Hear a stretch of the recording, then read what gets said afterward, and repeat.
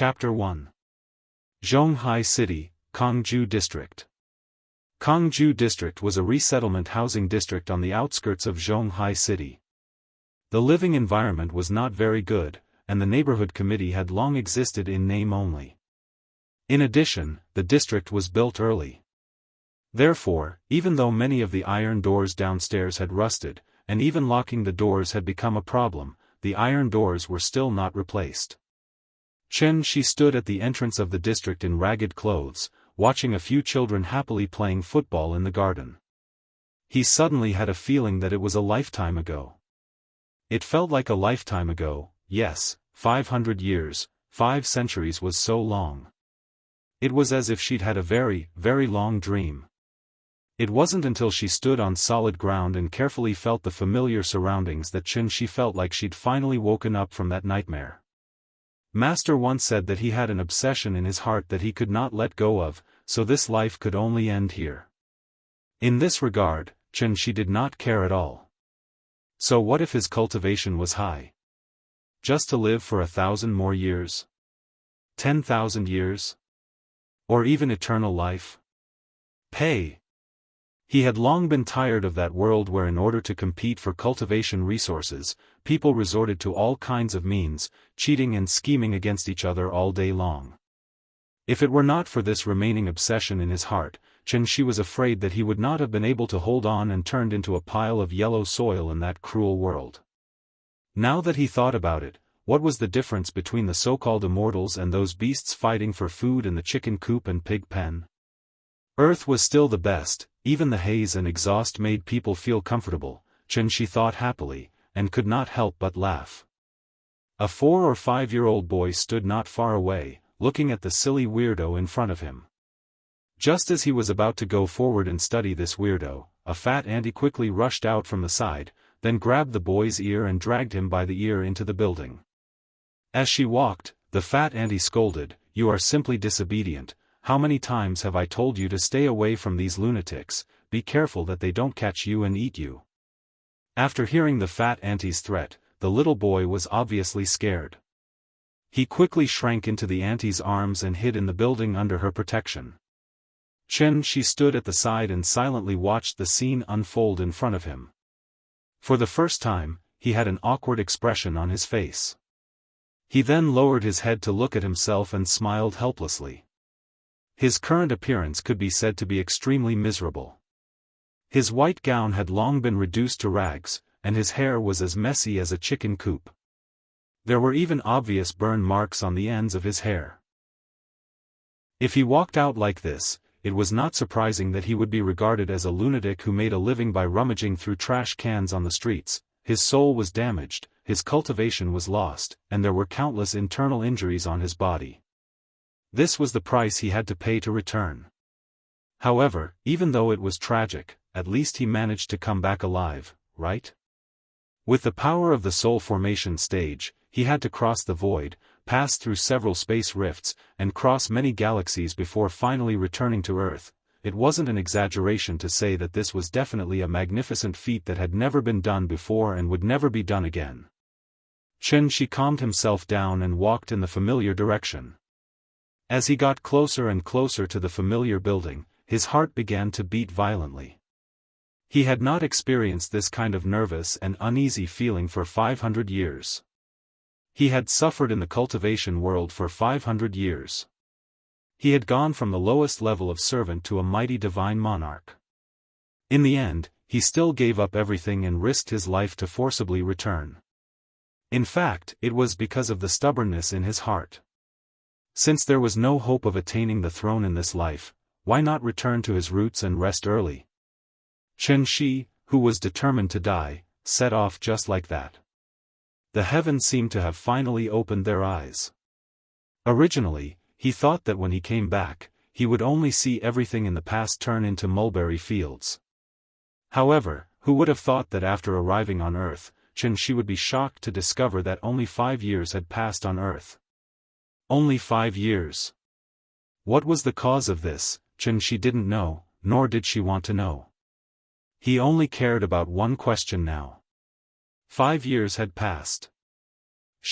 Was she doing well? She was now, suddenly, Chen she did not dare to imagine anymore. He, who had only used 500 years to become a divine monarch and was known as the Supreme on the prodigy roll, suddenly felt a little scared. Last year, in this door, the peach blossoms were both red. He did not know where the peach blossoms were, but the peach blossoms were still smiling. Forget it. If you marry someone else, I will also fulfill the promise I made to you at that time. As if he had finally made a decision, Chen Shi threw away the various distracting thoughts in his mind and strode through the familiar iron door. I ascended to become a divine monarch, not to live forever, but to bless you with happiness and peace. Third floor. The second room from the left, 302. When he saw the slightly faded fortune on the iron door, Chen Shi was suddenly stunned. The word fortune was still there, and the couplet was still there. This was what he had personally put on with her before he disappeared. Could it be, she is still waiting for me? Chen Shi stretched out his trembling right hand and gently knocked on the door. Now, he looked like a groom standing on the wedding stage ready to welcome the bride, but also like a Luther who received an invitation but did not dare to look at the bride's name on it. Chen Shi tidied his tattered clothes, trying to make them more pleasing to the eye. Then, he scratched his hair again. That skillful action was like that of 500 years ago, when he was still in university. Every morning before he went out for a date, he would do this signature action in front of the mirror. Who is it? Chen Shi did not have to wait for long before someone answered the door. The moment he heard this voice, Chen Shi felt as if his heart had suddenly become empty. This was not her voice, definitely not. Perhaps to verify Chen Shi's guess, after this voice, the door opened. Behind the door was a middle-aged woman who looked to be in her 50s or 60s. When the middle-aged woman saw Chen Shi's tattered appearance, a trace of panic flashed in her eyes. She thought that a criminal was going to rob her house. What do you want? The middle-aged woman deliberately raised her voice and asked. She was a little scared of the person in front of her, so she deliberately spoke loudly to alarm the neighbors. Big sister, I am not a bad person. Chen Shi helplessly took a few steps back, then he forced a smile and said, I used to live here, but after I left, my wife lived here alone. Auntie, do you know when she moved away? What?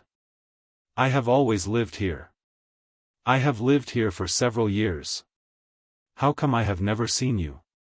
Are you here to steal something? If you don't leave, I will call the police.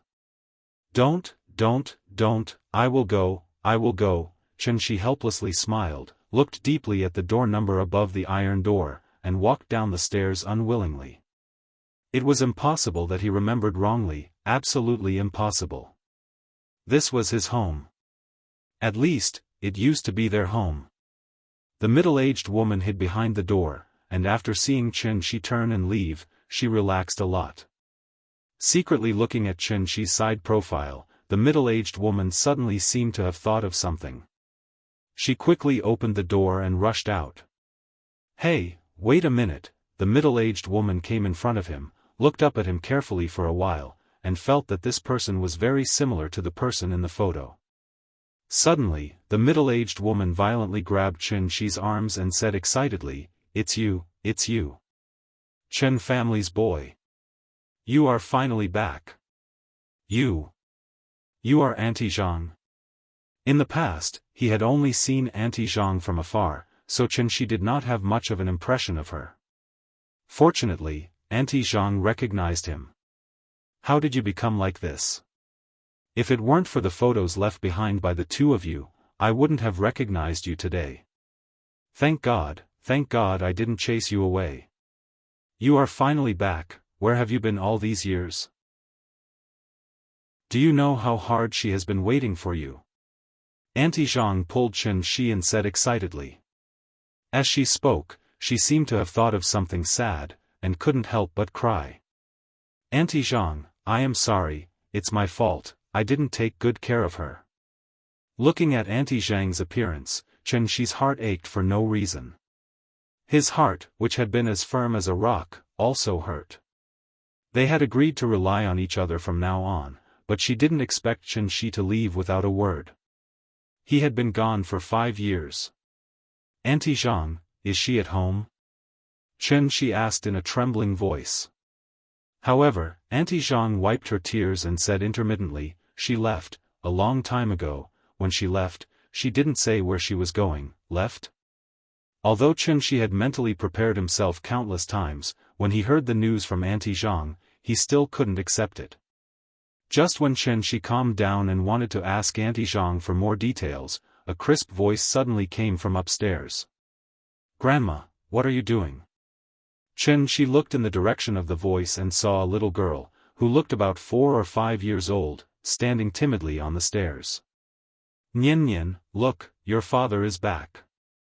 Auntie Zhang waved her hand and called the little girl over, then squatted beside her, pointed at Chen Shi and said, "Look, don't you want your father? Your father is back, quickly call him father." Chen Shi was stunned. Looking at the delicate little girl in front of him, and then looking at Auntie Zhang's serious expression, he was dumbfounded. The little girl looked at Chen Shi timidly, then under Auntie Zhang's encouragement, she nervously and uneasily called out, "Papa." Chen Shi's head suddenly exploded. Although the sound of "Papa" was very soft, it was like a thunderclap in his ears, making his hair stand on end. "Papa." Not getting a response from Chen Shi, the little girl called out again. But this time, she was not so scared, and there seemed to be a trace of expectation in her big bright eyes. "She gave birth to a daughter for me?" Chen Shi suddenly squatted down and hugged his daughter. The loneliness, which had been hovering in his heart for 500 years, finally disappeared at this moment. A monarch of a generation, actually shed tears at this moment. Chapter 2. The furnishings in the house hadn't changed much. Because of the little girl, the scattered picture albums and toys made the house look a little messy. Auntie Zhang couldn't stand Chen Shi's sloppy appearance. As soon as they entered the house, she told him to take a shower and change his clothes. He had left the clothes 5 years ago. He didn't expect them to fit him so well. After a quick cold shower, Chen Shi sat upright on the sofa and watched Auntie Zhang play with the child. Auntie Zhang had raised the child all these years, so the little girl was very tired of her. This made Chen Shi very envious. He hoped the child would be so close to him. "Come, Nian Nian. Tell daddy your name." The little girl blinked. Her big watery eyes were full of questions. She didn't seem to understand why Auntie Zhang would ask such a question. So she asked in a childish voice, "Wasn't Nian Nian named by Daddy?" "Mommy named it, so Daddy doesn't know." "Mommy said you have to tell Daddy yourself." "Look, Daddy is back. Quickly tell Daddy your name." The little girl tilted her head and thought for a while. Then she looked at Chen Shi and quickly said, "My name is Chen Nian." After saying that, the little girl burrowed into Auntie Zhang's arms. She seemed a little embarrassed. Auntie Zhang stroked Chen Shi's little head. She looked at Chen Shi and said helplessly, "Silly child. You're always asking for Daddy. Now you're shy when you see Daddy, Chen Nian. Was it because she missed him?" "Okay, Nian Nian. Grandma is going to cook for you. Go to Daddy and let him play with you, okay?" "No, I want to play with Grandma." Chen Nian shook her head. She grabbed Auntie Zhang with both hands and refused to let her go. "Be good. If Grandma doesn't cook, we won't have anything to eat tonight. Let Daddy play with you." Auntie Zhang knew that this was a time for the father and daughter to be alone. So she carried Chen Nian to Chen Shi and placed her on the sofa beside Chen Shi. The little girl was very sensible. Seeing that Aunt Zhang was really going to cook, she no longer pestered her grandma to play with her. After Aunt Zhang left, the little girl sat on the sofa. Her 2 slender legs dangled naturally from the sofa and swayed gently. Her big watery eyes stared straight at Chen Shi. No one knew what she was thinking. Chen Shi's eyes met hers, and he suddenly panicked. He didn't know how to face his own daughter. Would this sudden appearance of his father scare her? However, the thoughts of a child were obviously different from that of an adult. Chen Nian looked at Chen Shi for a long time. Suddenly, he lay down on the sofa and crawled to Chen Shi on all fours. He reached out his hands and said in a childish voice, "Papa, hug." Chen Shi hurriedly turned sideways to carry Chen Nian, but he was afraid that his clumsy hands would hurt the child. So, he could only stiffly stretch his hands under Chen Nian's arms and try to lift Chen Nian up little by little. At this moment, Chen Nian suddenly threw herself on him and hugged his neck. She giggled. "Papa is so silly." Chen Shi gently hugged the soft and boneless body in his arms. He still felt like he was living in a dream. The little girl put her head in front of Chen Shi and pouted. "The other children have Papa and Mama. I'm the only one who doesn't. Papa, don't leave in the future, okay?" Chen Shi was stunned. Looking at the strange yet familiar little girl in his arms, he couldn't help but feel a warm current in his heart. Even after 500 years of wind and rain, his heart was as firm as a rock. At this moment, he couldn't help but soften under his daughter's expectant gaze. So, Chen Shi couldn't help but kiss her forehead. He said gently and firmly, "Papa won't leave. I won't leave again. In the future, wherever Nian is, Papa will be there. Pinky promise." "Okay." Chen Shi laughed and stretched out his fingers to make a promise with the little girl. Then, the little guy seemed to have suddenly thought of something, and jumped down from Chen Shi's lap in a flash. Chen Shi didn't dare to stop her. He could only carefully follow behind to prevent her from falling. The little girl quickly ran out of the living room and ran directly to the master bedroom. She was only a little over 4 years old. She wasn't even as tall as the doorknob, so when she opened the door, she could only raise her hands and hang herself on the doorknob. Then, she released her feet and used her body weight to pull the doorknob open. Chen Shi nervously followed behind her. After entering the room, he found that the furnishings of the room hadn't changed much compared with 5 years ago. It seemed that they hadn't moved at all. The little girl ran to the bedside table, picked up the photo frame on the bedside table with both hands, and then went back to Chen Shi and raised the photo frame high. It seemed that she wanted to show it to Chen Shi. Chen Shi leaned over and picked up his daughter. He sat on the edge of the bed and took the photo frame from her hands. The man and woman in the photo frame were snuggling together sweetly. Like all couples in love, they returned to the place where they first met on a sunny afternoon, leaving behind the most beautiful memento. "This is Papa, this is Mama." The little girl happily pointed to the people in the photo and said. Perhaps today was the most absent-minded day in Chen Shi's life. When he saw the girl snuggling in his arms in the photo, it seemed that everything only happened yesterday. However, this yesterday was a whole 500 years to him. And for her, it was also 5 years.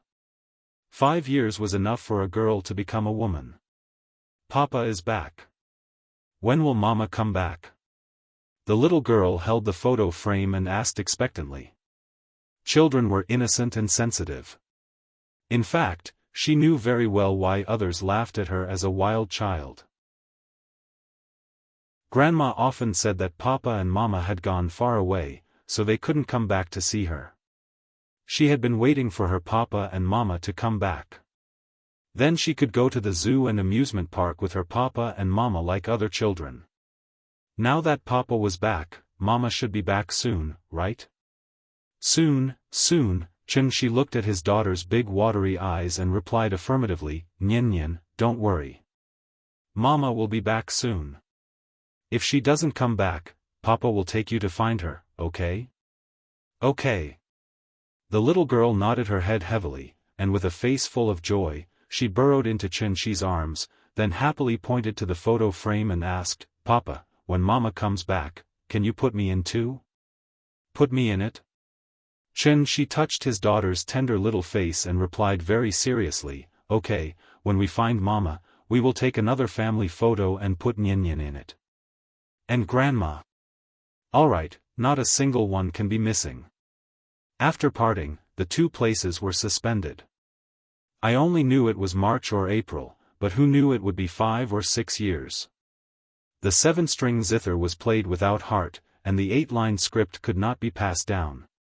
The 9 rings were broken in the middle, and I looked at the 10-mile pavilion anxiously. Hundreds of thoughts, thousands of thoughts, and all kinds of helpless complaints. Thousands of words and thousands of words were endless, and I was so bored that I leaned on the railing. On the 9th day of the month, I looked at the wild goose. In the middle of August, the moon was round, but the people were not round. In the middle of July, I burned incense and asked the heaven. In the dog days of June, everyone fanned me, and my heart was cold. In May, the pomegranate was brighter than fire, and the cold rain watered the flowers. In April, loquats were not yellow, and my heart was more confused. In a hurry, the peach blossoms in March turned with the water. In February, the kite string broke. Chapter 3. After dinner, Nian sat on the sofa and watched cartoons with relish. She took this opportunity to talk about the past with Aunt Zhang. Not long after you left, Ying found out that she was pregnant. She even came to me specifically to talk about it. Aunt Zhang recalled and said in a deep voice, Ying was born into a rich family. She had never suffered much. After you left, she was the only pregnant woman left. Even her life became a problem. So when Nian was about to be born, I simply moved here to take care of the mother and daughter. She was silent. He could totally imagine that scene. A woman watched her belly grow bigger day by day, but she didn't even have anyone to rely on. Buying groceries, cooking, washing clothes, cleaning, and tidying up. These seemingly simple chores were not easy for a pregnant woman. Before the child was born, she had already become a single mother. Who could understand her feelings at that time? The more she thought about it, the more his heart ached. He suddenly felt that there was a stuffy feeling in his heart that he had nowhere to vent. Later, Nian was born. The family's expenses also increased. Seeing that there was no income coming in all day, she became very anxious. So, she went out to find a job and worked overtime all day. She was so tired that she almost went out of shape. Speaking of this, Aunt Zhang suddenly glanced at Shi, then sighed and said, I'll tell you the truth. When she went to work, the entrance of this house was full of luxury cars all day long. All of them were men who were chasing after her. They were so noisy. A few of them even fought because they wanted to enter the house. The neighbors were all complaining. Actually, I saw that those people were all better than you. The mother and daughter were orphans and widows. If she could find one of them to marry, it would be good for her and Nian. So, I repeatedly asked her to consider it, but that girl was also stubborn. Every time I mentioned this, she would get angry. I don't know if she was bewitched by you. You, the heartless man, ran away without a word, leaving her alone to suffer. Hearing this, she could only smile bitterly. That night, he worked overtime until very late. When he came back, it was raining heavily. He was running on the street when he was suddenly struck by lightning and fainted. When he woke up again, he was already in the heavenly jade world billions of miles away, which was also the legendary immortal cultivation world. She thought about it carefully. There were several galaxies between Earth and the heavenly jade domain. How powerful could a bolt of lightning be? The electric current was too weak to even scratch an itch, so it was absolutely impossible for lightning to cause him to instantly travel through the galaxy. The real reason was most likely that an ancient secret treasure that existed on Earth was coincidentally activated by lightning, thus affecting him while he was running in the rain. The more he thought about it, the more it deviated. She quickly shook his head and focused on listening to Aunt Zhang's explanation. When Nian was more than a year old, Ying suddenly told me that she was going to find you and wanted to entrust the child to me. Although I used to be just a servant in their house, I also watched Yingying grow up. To put it bluntly, I had long regarded Yingying as my own daughter, and her daughter was naturally my granddaughter, so I agreed. She went to find me? Yes, and then I never saw her again. Did she go home? Aunt Zhang, can you tell me where her home is? I'll go find her. She was a little anxious. They were together for 5 years, but in those 5 years, she never mentioned her family, nor did she say where her home was. Every time she asked, she would be a little unhappy. Later, she didn't dare to ask again. I can't tell you. Aunt Zhang shook her head and sighed. Before she left, she said that if you came back and she didn't, then you shouldn't go out to find her, and don't go to her home, because she won't go home. Why? She was a little confused. Sigh, don't ask. In short, her family matters are very complicated. I can't tell you. Aunt Zhang glanced at Shi, as if she felt that it wasn't a good idea to be perfunctory, so she explained, besides, with her personality, if she decided to go home, she would definitely come back and bring Nian with her. But now Nian is 4 years old, and she hasn't come back, so I guess she's probably still looking for you all over the world. Looking for me? What can she use to find me? She shook his head with a bitter smile. At this time, the little girl just finished watching an episode of the cartoon, and then excitedly jumped into Shi's arms, interrupting the conversation between the two. Let's not talk about Yingying for now. This little girl in front of us is the most important thing. Aunt Zhang saw that the little girl and her father were much closer, and said with satisfaction, I originally planned to wait until this year's New Year. If the two of you didn't come back, I would take Nian back to my hometown. My granddaughter has grown up, and the two of them are busy with work and don't have time to take care of the child, so I have to go back and help them take care of the child. Hearing this, Shi couldn't help but look at the lively and cute little girl in his arms, and then looked at Aunt Zhang very seriously and said, I'm grateful to have you all these years. I can't thank you enough. I will definitely remember this kindness in my heart. If it weren't for Aunt Zhang, Shi didn't dare to imagine what kind of life his wife and daughter would be living. How could such a great kindness be repaid with a simple, thank you? Don't say these things. Yingying is also half a daughter to me. Since she entrusted Nian to me, I will naturally treat this child well. However, since you're back, I'll leave Nian in your care. I should go home and see my granddaughter. After saying this, Aunt Zhang looked kindly at Nian, as if she was still reluctant to part with her. At this time, the little girl also heard her words. She quickly jumped down from Shi's arms and ran to Aunt Zhang's side. She suddenly burst into tears, hugging her legs and sobbing, Grandma, don't go, good girl, Grandma won't go. Grandma will stay with you. Aunt Zhang smiled and rubbed Nian's head, but there was still a trace of reluctance in her eyes. After living together for a few years, even if it was just raising a cat or a dog, there would be deep feelings, let alone an innocent and cute child. After coaxing the little girl, Aunt Zhang hugged her and said to Shi earnestly, I won't ask where you've been these years, but looking at your appearance when you came back, I guess you didn't have a good time these years, you can say that. Anyway, it's a long story, Shi nodded.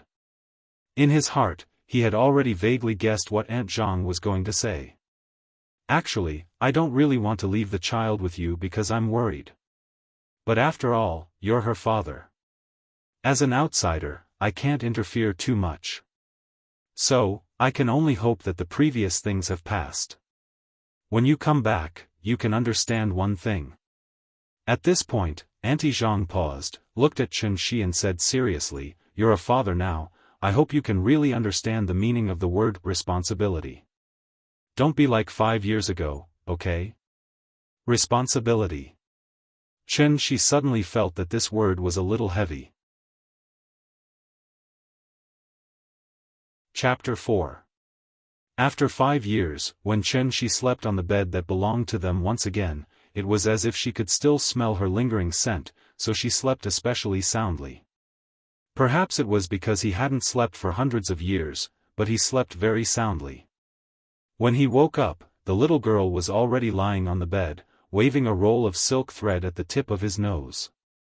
Achoo! Xianxia cooperated with her and sneezed loudly. The little girl immediately giggled. Seeing his daughter's excited expression because of her successful prank, Xianxia couldn't help but feel warm. He hugged her and kissed her little face. Ah! Papa is bad. The little guy who was sneak attacked seemed to be a little shy. He pushed Xianxia away and quickly ran out of the room. This kind of morning made Xianxia very comfortable. He liked this feeling.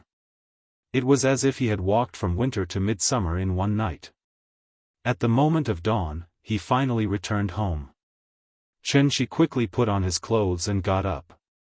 Just as he walked out of the room, he saw Aunt Zhang coming out of the kitchen with a plate. Xianxia smiled and greeted her. Aunt Zhang laughed and said to him, "Nian has squeezed the toothpaste for you. Hurry up, it's time for breakfast." Okay. Xianxia walked into the bathroom. There was a yellow cup on the sink. A new toothbrush with toothpaste was lying quietly on the cup. This was the toothpaste that his daughter had squeezed out for him. A warm feeling instantly rose from his heart. It was so sweet that it felt like honey. Comfortable. So damn comfortable. As Xianxia brushed his teeth, he fiercely sighed with emotion about life. Their house wasn't big, only about 70 square meters. There were 3 rooms, 1 living room, and 1 bathroom. It was a small apartment with a second bedroom. The study was converted into a children's room, but Xianxia usually slept with Aunt Zhang. Because the house wasn't big, there was no dining room. Meals were usually eaten on the coffee table in the living room. When Xianxia came to the living room, the little girl was already holding the bowl and gulping down the porridge. Whenever she ate the porridge, there would always be some water droplets at the corner of her mouth, so Aunt Zhang could only stay by her side and let her eat slowly while wiping the corners of her mouth with a tissue. Look at this child. She's already 4 years old, but she still doesn't eat properly. You have to keep an eye on her. Auntie Zhang seemed to be blaming the little fellow, but the expression on her face betrayed her. Looking at her nervous expression, she was probably afraid that the little guy would choke while eating. The 3 of them finished their breakfast in a happy atmosphere. When Xianxia helped Aunt Zhang clear the table, he brought up his current idea. "Auntie Zhang, I want to go out later and see if I can find a suitable job." Hearing this, Aunt Zhang was suddenly overjoyed. She looked at Xianxia and said happily, "It's good that you can think like that. Go, the child should go to kindergarten. In the future, the family's expenses will get bigger and bigger. As a father, you should experience the pressure Ying had at that time." Xianxia touched the tip of his nose, seeming to be a little embarrassed by Aunt Zhang's words. He didn't know how much money Ying left for Aunt Zhang when she left, but Xianxia guessed that it wouldn't be too much. After all, the 2 of them had just bought this house before he disappeared. Even if Ying went to work after that, she probably wouldn't be able to save too much in just 1 or 2 years. The cost of raising a child was already very high, so Xianxia guessed that Aunt Zhang might have put in a lot of her own retirement money for the little guy in the past few years. Forget it, I already owe Aunt Zhang too much. I'll find a chance to slowly pay her back in the future." After helping Aunt Zhang tidy up the living room, Xianxia rummaged through the shoe cabinet at the door, trying to find a pair of old shoes to wear. At this time, the little guy suddenly burst into tears. Seeing her crying heartbreakingly, Xianxia was immediately frightened. Xianxia hurriedly ran over to the little guy and gently comforted her. "Nian, what's wrong?" "Papa, don't go, Papa, don't go." The little guy sat on Xianxia's arm, crying and firmly grasping Xianxia's neck with her hands. It looked as if she had been greatly wronged. If a child's crying could be graded, then she must be at the S level now. Papa won't go anywhere. Nian, be good, don't cry." Xianxia didn't know whether to laugh or cry. It turned out that the little guy saw him looking for shoes and thought that he was going to leave. Because of the commotion, Aunt Zhang hurriedly came out of the kitchen. She patted Chen Nian's head and persuaded, "Nian Nian, be good, Papa won't go. Papa has to find a job to earn money to support the family. If Papa doesn't go, you and Grandma won't have food to eat." As she spoke, Aunt Zhang wanted to take Chen Nian from Chen Shi's arms. But for some reason, the little guy didn't want to come down. Her two hands were firmly wrapped around Chen Shi's neck, and her little head was buried in Chen Shi's neck. She cried at the top of her voice, "Papa, don't go. Papa won't go, Papa won't go." Seeing the little guy flip out, Chen Shi had no choice but to sit on the sofa with his daughter and comfort her in a low voice. Aunt Zhang kept persuading the little guy, and Chen Shi kept emphasizing that he wouldn't leave. After a while, the little guy slowly calmed down. Seeing that she was no longer crying, Aunt Zhang took out a hot towel from the bathroom and wiped her face. Then, she coaxed and pulled her from Chen Shi's arms. "Nian Nian, be good, Papa won't go. Look, the parents of the other children have to go to work. How can your Papa not go to work? The adults go to work to earn money so that the children can eat, understand?" "Yes." The little guy seemed to have thought it through. She nodded, then grabbed Chen Shi's hand and said reluctantly, "Papa has to go to work. I'll wait for Papa at home, good girl." Aunt Zhang patted the little guy's head, then signaled Chen Shi with her eyes. Chen Shi stood up, pinched Nian Nian's little face, and said with a smile, "Then Papa will go to work." "Nian Nian, what do you want?" "Papa will buy it for you." "I don't want it. I want Papa." The little guy shook her head, seeming to be worried that Chen Shi would not come back. "Then Papa will come back to accompany you as soon as possible after work, okay?" "Okay." After a lot of effort, Chen Shi finally went out of the door in the little guy's reluctant eyes. Chen Shi used to have a habit, that was, he didn't like to carry his documents with him. Because he often accidentally lost his documents, and it was very troublesome to replace them, he usually left his ID card, bank card, driver's license and other documents at home unless it was necessary. He didn't expect that this habit would save him a lot of trouble now. Looking at the ID card in his hand, Chen Shi walked out of the building. But after stepping out of the door, he couldn't help but feel troubled. Make money. Chapter 5. With a few dozen yuan of change from Aunt Zhang and an ID card, Chen Shi walked out of the Kangju community in a daze. This was not the Tianxian world, money naturally did not fall from the sky. Other than stealing and robbing, what else could he do to earn money fair and square? Work? He majored in computer science in university. After graduation, he directly became a programmer. From an annual salary of 100,000 yuan, he slowly worked his way up to 200,000 yuan, which was enough to support the entire family. But now 5 years had passed. Not to mention whether his technology could keep up with the times, just the frequency of working overtime was enough to make Chen Shi start to retreat. Aunt Zhang would leave sooner or later. If he worked overtime every day, who would take care of the child for him? Besides, he couldn't bear to leave the little guy alone at home. So after some consideration, the option of working was directly ruled out by Chen Shi. Getting on a bus to the city, Chen Shi planned to think about it on the bus. If he knew that life on Earth was so difficult, he would have brought a few gems when he returned. Now that he sold them, it was probably enough for him to buy several houses. His cultivation was lost, his soul was damaged, and except for an unparalleled physical body, he seemed to have nothing to offer now. In fact, there were many ways to get rich overnight, but they were all written in the criminal law. Since he had decided to return to the life of an ordinary person, not stealing, robbing, and not doing anything illegal naturally became Chen Shi's current principle of conduct. Or, find a corrupt official to rob the rich and give to the poor. Anyway, the corrupt official did not dare to call the police. Or rob the underworld. Cleaning up the scum of society was also a contribution to society, right? If not, he could go to the Middle East as a mercenary and do a big job directly? He had always heard that the situation in the Middle East was quite turbulent. Being a bodyguard should be quite profitable. As she thought about it, Chen Shi's train of thought began to deviate. It was no wonder, after all, he had lived in the Tianxian world for 500 years.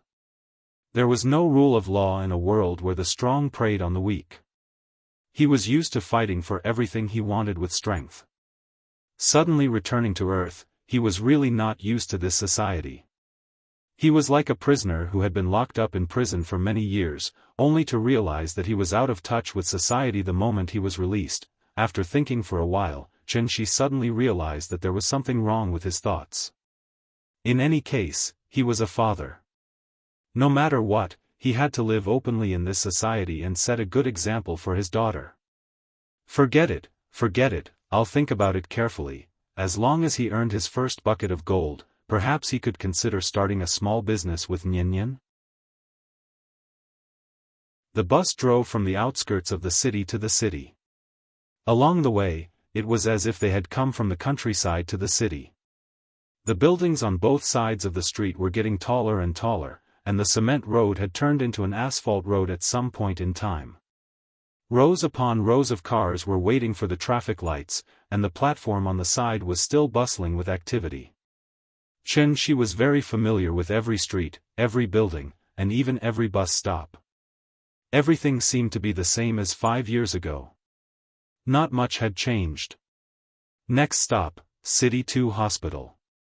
Passengers who wish to alight, please line up at the back door. At another stop, the bus slowly stopped by the side, and the broadcast in the bus sounded again. The moment he heard the broadcast, an idea suddenly popped into Chen Shi's mind. He hurriedly squeezed to the back door of the bus and got off with the crowd. After getting off the bus, Chen Shi looked back at the bus. Sure enough, the bus that was packed like a sardine tin was instantly emptied. There were even a few empty seats. Clothing, food, housing, transportation, medical care, education, medical care. As the holy land of cultivation, the Tianxian world's spiritual energy was naturally extremely rich. Therefore, even mortals with no aptitude at all could be immune to all diseases and live a long life. Chen Shi's thought process made him forget that he could make money through medical treatment. Once he figured it out, his mind naturally became active. Saving a life was better than building a 7-story pagoda. Doing good deeds could also supplement his own pockets. This business was definitely doable. Thinking of this, Chen Shi stood at the entrance of the second hospital and began to size up everyone who entered and left the hospital. Naturally, he was not needed for common colds and fevers. However, terminal diseases such as cancer and AIDS could not be treated with his current state of cultivation. Therefore, Chen Shi decided to target some difficult and complicated diseases first. However, imagination was always beautiful. Chen Shi stood at the entrance of the second hospital. He did not see many patients with difficult and complicated diseases, but he did encounter several waves of medical scammers. "Little brother, do you want to see a doctor? What disease? I can help you register." The number of a retired veteran of the second hospital, guaranteed to cure all diseases. "Do you want to register?"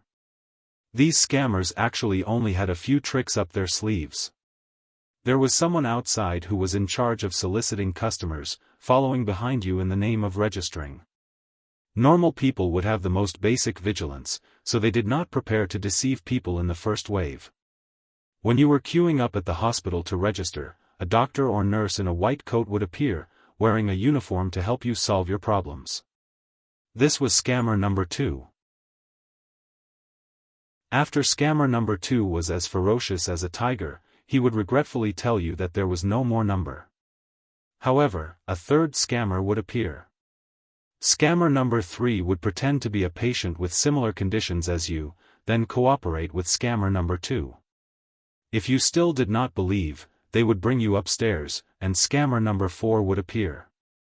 In short, scammers number 2, 3, and 4 only had one goal, and that was to trick you into leaving the hospital and going to the outpatient department where the retired miracle doctor was. Once you were tricked out of the hospital, their serial scams would basically succeed. Xianxia was looking for her target while watching the scammers act out their show in boredom. However, he watched for more than an hour, but he still did not see a single scammer succeed. Xianxia could not help but feel a little emotional. These days, even scammers had a hard time. After waiting for a while, Xianxia began to wonder if his method was not right. Even if he encountered patients with difficult and complicated diseases, people might not necessarily believe him if he waited at the entrance of the hospital like this. Not to mention that he was not famous, he looked like a young man in his 20s. He did not look like a sage-like old miracle doctor at all. Even if he was a miracle doctor, who would believe him? Why not see the doctor first and pay later? He was afraid that before he could say this sentence, others would have already started to chase him away with brooms. Worry, what should I do? Xianxia was thinking about how to make himself famous when suddenly, he saw a man and a woman walking out of the hospital. The woman was in her 20s. She had an outstanding temperament and was dressed maturely. She was wearing a tailored black gauze dress. Her 2 snow-white long legs swayed faintly under the gauze, rippling with a myriad of emotions. She was so enchanting, but had a pair of eyes that were as clear as autumn water. It made people unable to have any blasphemous thoughts. Her temperament was like an iceberg, making people not dare to approach her. They could only stand at a distance and silently sigh. What a devastatingly beautiful woman. However, although this woman was beautiful, Xianxia's gaze was always on the man. This was a middle-aged man in his 40s or 50s. His every movement had a hidden power. When he walked with a majestic gait. He looked particularly energetic. This man looked to be in his prime, but Xianxia knew that he was sick. Chapter 6. Business was here. This was not the time to pretend to be aloof. After waiting for so long, he finally found a suitable target. He could not let this cooked duck fly away. His daughter was growing. She needed money to supplement her nutrition, go to school, buy clothes, and buy toys. As a father, if he did not work hard now, how could he leave a perfect and happy childhood for his daughter? Therefore, when Xianxia saw his target appear, he took the initiative to walk toward them. Because only by taking the initiative would a story happen between them, the man and woman seemed to have driven a car. After leaving the outpatient department, they turned around and walked to the parking lot behind the outpatient department. Xianxia followed them to the parking lot. After seeing that there were not many people here, Xianxia quickly walked past the 2 people and directly reached out to stop the man and woman. "Little brother, what's the matter?" Xianxia's behavior was a bit impolite, but the middle-aged man was not angry. Instead, he asked gently. In order not to appear like those medical scammers at the hospital entrance, Xianxia decided to go straight to the point after some consideration. Therefore, he did not talk nonsense. He directly looked at the middle-aged man and said, "You're sick. I can cure you." As if to make his words more convincing, Xianxia's eyes looked very sincere at this moment. "I'm sick?" Hearing this, the middle-aged man could not help but be stunned. The middle-aged man seemed to have not recovered from Xianxia's words. The woman next to him was already angry. She immediately scolded in a delicate voice, "You're the one who's sick." After that, she glared fiercely at Xianxia. Then, she took the middle-aged man's arm and wanted to pull him away. "Dad, let's go. Ignore these lunatics." "Hey, wait, you're really sick. I'm not lying to you." Xianxia ignored the woman. He stopped the middle-aged man again and said with a sincere face. A dignified monarch god had to take the initiative to attract customers on the street in order to make money. He even had to use his hot face to kiss someone's cold ass. This was life. Perhaps moved by Xianxia's sincerity, the middle-aged man signaled the woman not to worry. Then, he looked at Xianxia and asked, "Little brother, you said that I'm sick. Tell me, what illness do I have? Can I check your pulse to confirm it?" "Sure." The man nodded and stretched out his right hand. Xianxia held his wrist and made a gesture that was not very standard to feel the pulse. Not long after, Xianxia released his hand and said with certainty, "Your injuries are very serious. You probably won't live past 50. What a joke." The woman was clearly enraged. She couldn't help but laugh in anger. "My father is already 52 years old. How dare you say that he won't live past 50? I'm warning you, if you don't leave now, you'll have to bear the consequences." After saying that, the woman took out the car key and unlocked the car with a beep. Then, she pulled the middle-aged man and walked to the car not far away. Already 52? Xianxia was also stunned. He didn't expect that the first patient he took the initiative to find would be misdiagnosed by him. It didn't make sense. This middle-aged man looked strong, but if one looked closely at his complexion, one could clearly see that his face was a bit pale, which was different from his normal skin color. Although he walked with large strides and held his head high, with Xianxia's superior vision, she could naturally see that his body was slightly unnatural, as if he was forcibly pretending to be healthy at all times. Because of this, Xianxia proposed to take his pulse, wanting to see what illness this middle-aged man had. In fact, after this period of recovery, Xianxia had cultivated a little bit of true essence again. It was also because of this that he could control true essence into the middle-aged man's body when he felt his pulse. From there, he could understand the man's current physical condition in detail. The man's internal organs were all damaged, and it was very serious. The strange thing was that the middle-aged man's internal injuries didn't seem to have been caused in a single breath. Instead, they seemed to have been caused by an external force over a long period of time. It was as if someone had taken a knife and continuously cut open his internal organs. The most serious injury was the lung. The wound had already begun to fester. Xianxia estimated that even if the man immediately went for a resection, his injury wouldn't get better. Thinking of this, Xianxia looked at the middle-aged man who was about to get into the car and said, "I don't know what method you use to extend your life, but according to your current situation, you could die suddenly at any time." Hearing this, the middle-aged man stopped. By the time he turned around again, the carefree temperament on his body had already disappeared. He frowned slightly and asked with a sullen face, "Little brother, do you really know medicine? I can cure you." Xianxia nodded, his attitude was very confident. "Really? 100% sure. Then what do you want?" "Money." "How much?" Hearing this, Xianxia immediately sneaked a glance at the old A6 behind the middle-aged man. After a little consideration, he opened his mouth and said, 100,000. Okay. Xianxia was still hesitating whether he had asked for too high a price. If the man wanted to bargain, 50,000 was not out of the question. If the man still thought it was too expensive, 20,000 would be fine too. In short, if the price was as high as the sky, the price would fall. However, what Xianxia didn't expect was that as soon as he asked for the price, the middle-aged man had already agreed to it without hesitation. At this time, the woman who had already opened the door and was about to get into the car couldn't take it anymore. She carried a small kun bag and walked quickly in high heels to the middle-aged man's side. She called out anxiously, "Dad." The middle-aged man waved his hand and motioned for her to calm down. She was so angry that she stomped her feet and scolded Xianxia coldly, "Are you selling crutches? My dad is not sick. This is the hospital. Dad, do you feel uncomfortable anywhere? Let's go check now and ignore these liars. Chiotong, stop it." The woman was about to go crazy with anger. However, the middle-aged man didn't listen to her at all.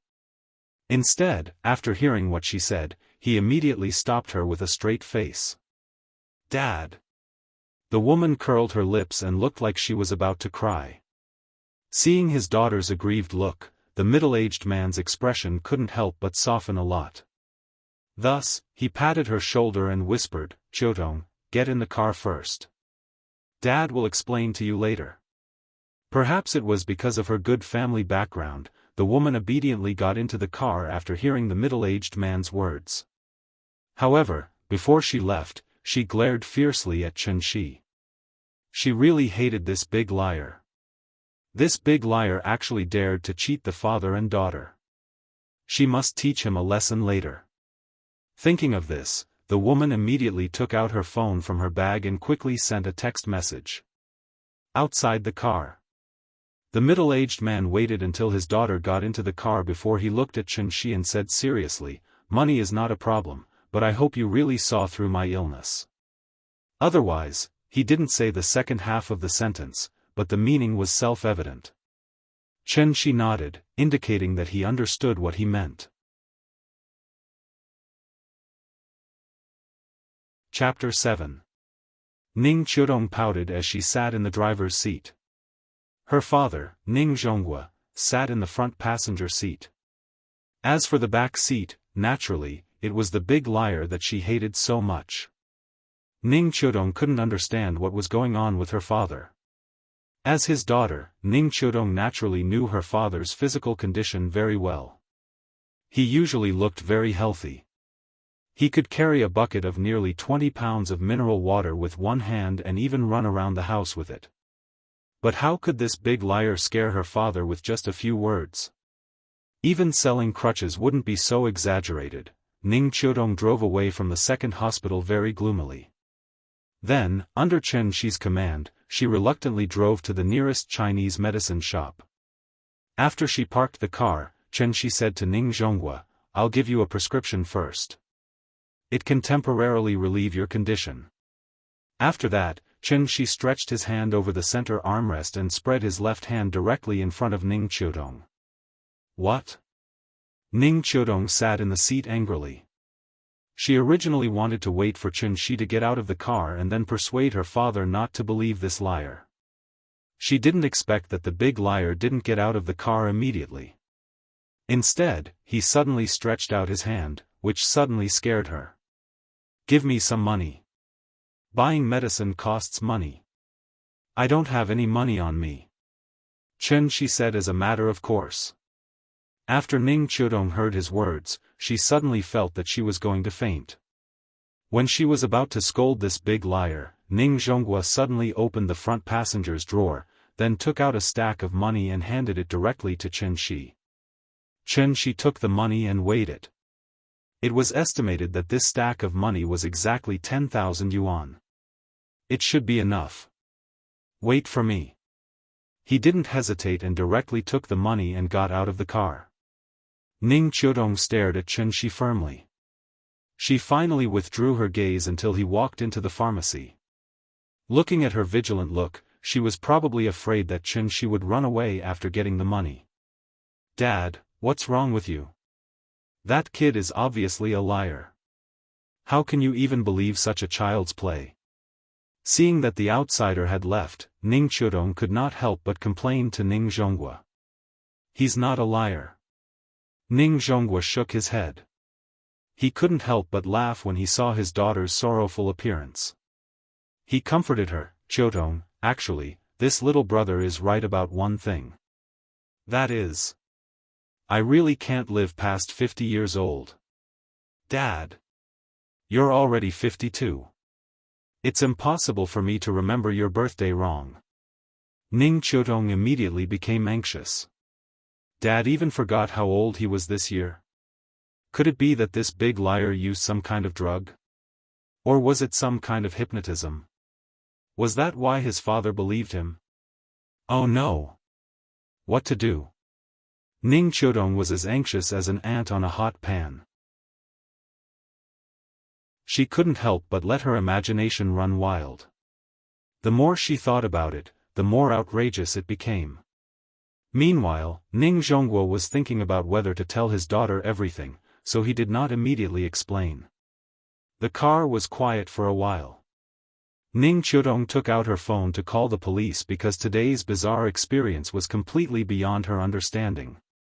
However, at this moment, Ning Zhonghua sighed deeply and said, "Qiudong, do you remember that I left for a period of time 3 years ago?" "Huh?" Ning Qiudong thought for a while and replied, "I remember that you went abroad for a long period of time 3 years ago. I think it was to talk about investment. However, didn't that thing fall through in the end?" Hearing this, Ning Zhonghua fell silent. After seriously thinking about it, he decided not to tell his daughter for the time being.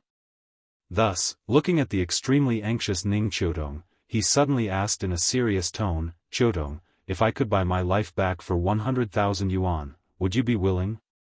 "Dad, if it could really make you live a long life, I wouldn't even blink an eye, even if it was 10 million or 100 million yuan. But, look at him. He's obviously a liar. How could you even believe the words of a hooligan like him?" Ning Qiudong was very angry. This was not a matter of money, but because she always felt that her intelligence was being insulted. "I understand what you mean." Ning Zhonghua turned sideways and reached out to pat the back of Ning Qiudong's hand. Then, he said seriously, "I don't completely believe him, but I have to believe him. I even hope that he didn't lie to me from the beginning to the end, because I can't afford to gamble. If 100,000 yuan could buy my life back, then what's wrong with giving it a try? Dad, if you really feel uncomfortable, let's go back to the hospital for a checkup, okay? If you think that the standard of the city's second hospital isn't good enough, then I'll go abroad with you for a checkup." Ning Zhonghua shook his head and reached out to hug his daughter. Then, he said solemnly, "Trust your father's feelings, okay?" Half an hour later, Chen-shi walked out of the pharmacy with 2 big bags. As soon as he opened the door, he felt that the atmosphere in the car was a bit strange. Thinking about it, looking at the woman's dress and temperament, he guessed that she was a real strong woman at work. This kind of social elite usually paid attention to objectivity, rationality, and facts, so they always only believed in their own judgment. Since she had already determined that he was a liar, then naturally she wouldn't believe him no matter what. He guessed that she had just quarreled with her father. Forget it, he couldn't care less about other people's family matters. Since Wang Zhonghua was willing to believe him, then Chen-shi would naturally do his best to cure him. Chen-shi opened the door and put one of the bags of medicine in the back seat. Then, he carried the other bag and stood beside the passenger seat. Then, he said to Wang Zhonghua through the window, "Take the bag of medicine in the car back. Decoct 1 dose every day. Decoct 2 juices for each dose. Take 1 in the morning and 1 in the evening, and take it after meals. And, what else? This medicine can only relieve the pain temporarily. It won't help your condition at all." Speaking of this, Chen-shi lifted the other bag of medicine in his hand, then pointed to the bag and said, "I need 3 days to prepare.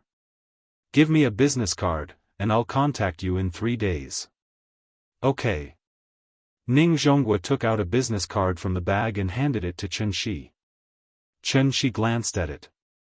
There was only a name and a string of phone numbers on it. "Put the money for the medicine on me. There's no need for a deposit. After I cure you, I'll settle it again. 90,000. After that, Chen-shi waved at Ning Zhonghua and turned to leave. After Chen-shi left, Ning Qiudong started the car angrily. Then, she spat and said with some sarcasm, "So useless. You're satisfied with just 10,000. Hey, Qiudong, why do I feel like there's another meaning in your words? Are you blaming your father for being senile?" "How would I dare?" Ning Qiudong said with resentment. "Didn't you see that he bought a lot of medicine? How much is this medicine worth?" "Dad, I think you don't know the hardships of ordinary people. It's 10,000 yuan. The average salary in Zhonghai is less than 5,000. He earned 2 months' salary in half an hour. Isn't that enough?" Hearing this, Ning Zhonghua laughed and said, "Let's wait. Didn't he say that he needed 3 days to prepare? Don't jump to conclusions. Let's talk about it in 3 days. Humph. There are still 3 days left. I dare to bet that he has already disappeared without a trace. After that, Ning Qiudong looked at the rearview mirror, as if trying to find the big liar's figure. As for Chen Shi, she really did as she said. She had long since run away, because he had to rush home to see his daughter. After not seeing the little girl for half a day, Chen Shi began to feel a little empty in his heart. He was not used to it. As long as he thought of the little girl waiting for him to come home, he couldn't wait to recover his cultivation immediately and fly to his daughter in an instant. Chapter 8. In fact, Ning Qiudong really wronged Chen Shi. Because after buying the medicinal materials, there was only about 800 yuan left out of the 10,000 yuan. Ordinary medicinal materials were not expensive, but the aged ginseng, deer antler, and caterpillar fungus were very valuable things. These aged tonic medicines contained a small amount of heaven and earth spirit qi. Because the cultivation environment on earth was too bad, the heaven and earth spirit qi was almost dried up, so Chen Shi could only extract it from this kind of medicine. Ning Zhongguo's injury was very serious, and there was no way to treat it through ordinary means, so Chen Shi was going to refine a simplified version of the energy cultivation pill for him, using immortal means to save his life. When Chen Shi returned to Kangju district with a large bag of medicinal materials, it was already 5:00 in the afternoon. The same place, the same time, the same person. But his state of mind was already very different from yesterday. With a faint trace of expectation, Chen Shi quickly walked to the door of the house. The familiar apartment building, the familiar iron gate, and the familiar feeling of space and time overlapping, just like yesterday, he stretched out his hand and gently knocked on the door. But this time, just as he finished knocking on the door, there was an instant movement in the house. Papa! Papa! Papa is back! The little fellow shouted excitedly. That soft and crisp voice could be heard clearly even by Chen Shi standing outside the door. Then, with a burst of hurried footsteps, the door opened. The little fellow maintained the posture of hanging on the door handle, tilting her head and revealing a pair of bright big eyes, quietly glancing outside the house. And when she saw that the person outside the house was really her father, she immediately shouted excitedly, and then pushed open the iron door with great effort, directly throwing herself on Chen Shi's lap. Papa! Chen Shi quickly squatted down, hugged his daughter's small body with his left hand, and then slightly lowered his head, rubbed the little fellow's forehead with his head, and asked happily, "Nian Nian, did you miss Papa?" "Yes." As if to express how much she missed her father, the little girl actually took the initiative to kiss Chen Shi on his face, which immediately made Chen Shi laugh out loud. "Let's go back to the house with Daddy." After that, Chen Shi lowered his hand slightly and placed it on the little fellow's thigh. The little girl was also very cooperative. She directly sat on Chen Shi's arm and then wrapped her arms around Chen Shi's neck, allowing Chen Shi to carry her into the house. Perhaps it was because she hadn't seen her father for a long time, but after Chen Shi sat on the sofa with the little fellow in his arms, the little fellow was unwilling to get down. Instead, she firmly hugged Chen Shi's neck and asked her father to watch cartoons with her. Aunt Zhang had heard the commotion outside, but when she confirmed that it was Chen Shi, she returned to the kitchen to prepare dinner. "How is it? Is the job search going well?" Auntie Zhang washed the vegetables while asking about Chen Shi's situation through the kitchen door. "Not bad. I met an old classmate, and he recommended me to work in a pharmaceutical company." On the way home, Chen Shi had already thought of an excuse, so when Aunt Zhang asked, he opened his mouth and made up an excuse. After all, everything that happened to him was too bizarre, so naturally, it was impossible for him to tell Aunt Zhang the truth. "Pharmaceutical company? That's good. When will you officially start work?" "In 3 days." "Oh. Then why don't you play with Nian Nian while you're not at work these days?" "I'm an old woman, and I didn't dare to take her to crowded places before. Now that you're back, you can take her out to play." After hearing Aunt Zhang's words, Chen Shi looked down at his daughter and asked, "Nian Nian, Daddy will take you out to play tomorrow, okay?" "Okay. Daddy will take me out to play. I also want to go to the amusement park and the zoo." The little girl immediately cried out excitedly. And Chen Shi keenly noticed the word "also" in the little girl's words. After thinking about it for a while, Chen Shi understood. He guessed that when the little girl played with other children in the community, she heard about the amusement park and the zoo from them. After all, Aunt Zhang was old and could not hold her for a long time.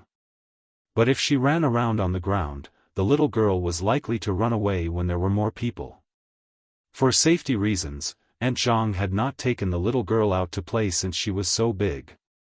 Other children were showing off their experiences, but his daughter could only listen to them. It was quite pitiful to think about it. Thinking of this, Chen Shi could not help but feel a little guilty. So, he held his daughter, smelled the faint milky fragrance on the little girl's body, and said solemnly, "Nian Nian, you have to eat more and grow up quickly. When you grow up, Daddy will take you to pick the stars and the moon, okay?" "Okay. Daddy, take me there." It was night. Chen Shi waited until Aunt Zhang and the little girl were asleep, and then secretly brought the medicinal materials to the bedroom. He was going to refine the foundation elixir, a kind of elixir that was very common in the Tianxian world. This kind of elixir was the basic elixir that every sect in the cultivation world needed. It was mainly used to improve the physique of new disciples, and at the same time, to repair the old diseases in their bodies, so as to help them quickly accumulate the spiritual energy of heaven and earth and officially enter the immortal sect. Alchemy was a technical job, and it was very particular about the heat, the prescription, and the time to put the materials. Chen Shi had lost his cultivation.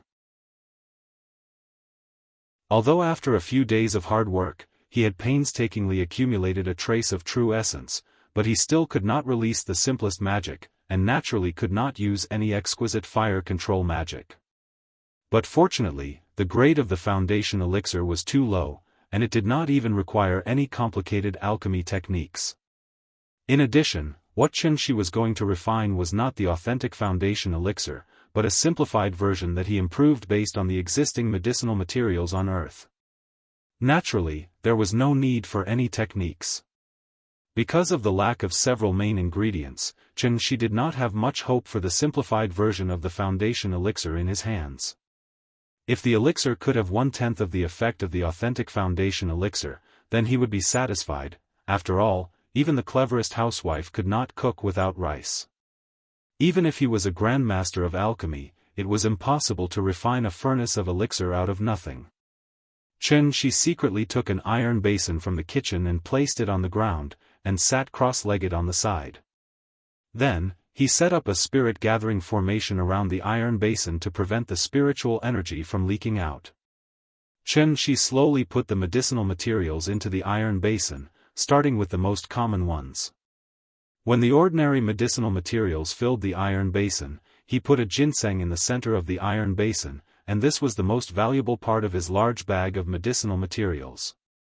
Shennong's herbal classic had a saying, "Ginseng mainly nourishes the 5 viscera, calms the spirit, stabilizes the soul, stops palpitations, dispels evil spirits, brightens the eyes, and improves happiness and wisdom.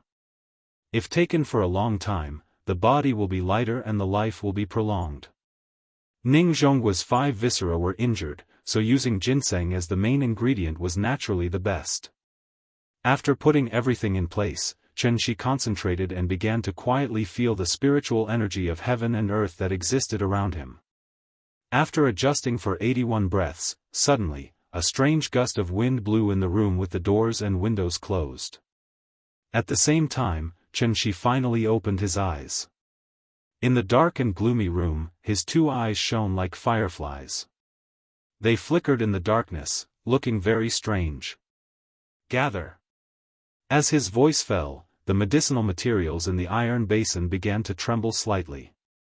Then, a faint cyclone spiraled up from the middle of the medicinal materials, like a tornado, raging and swallowing everything around it.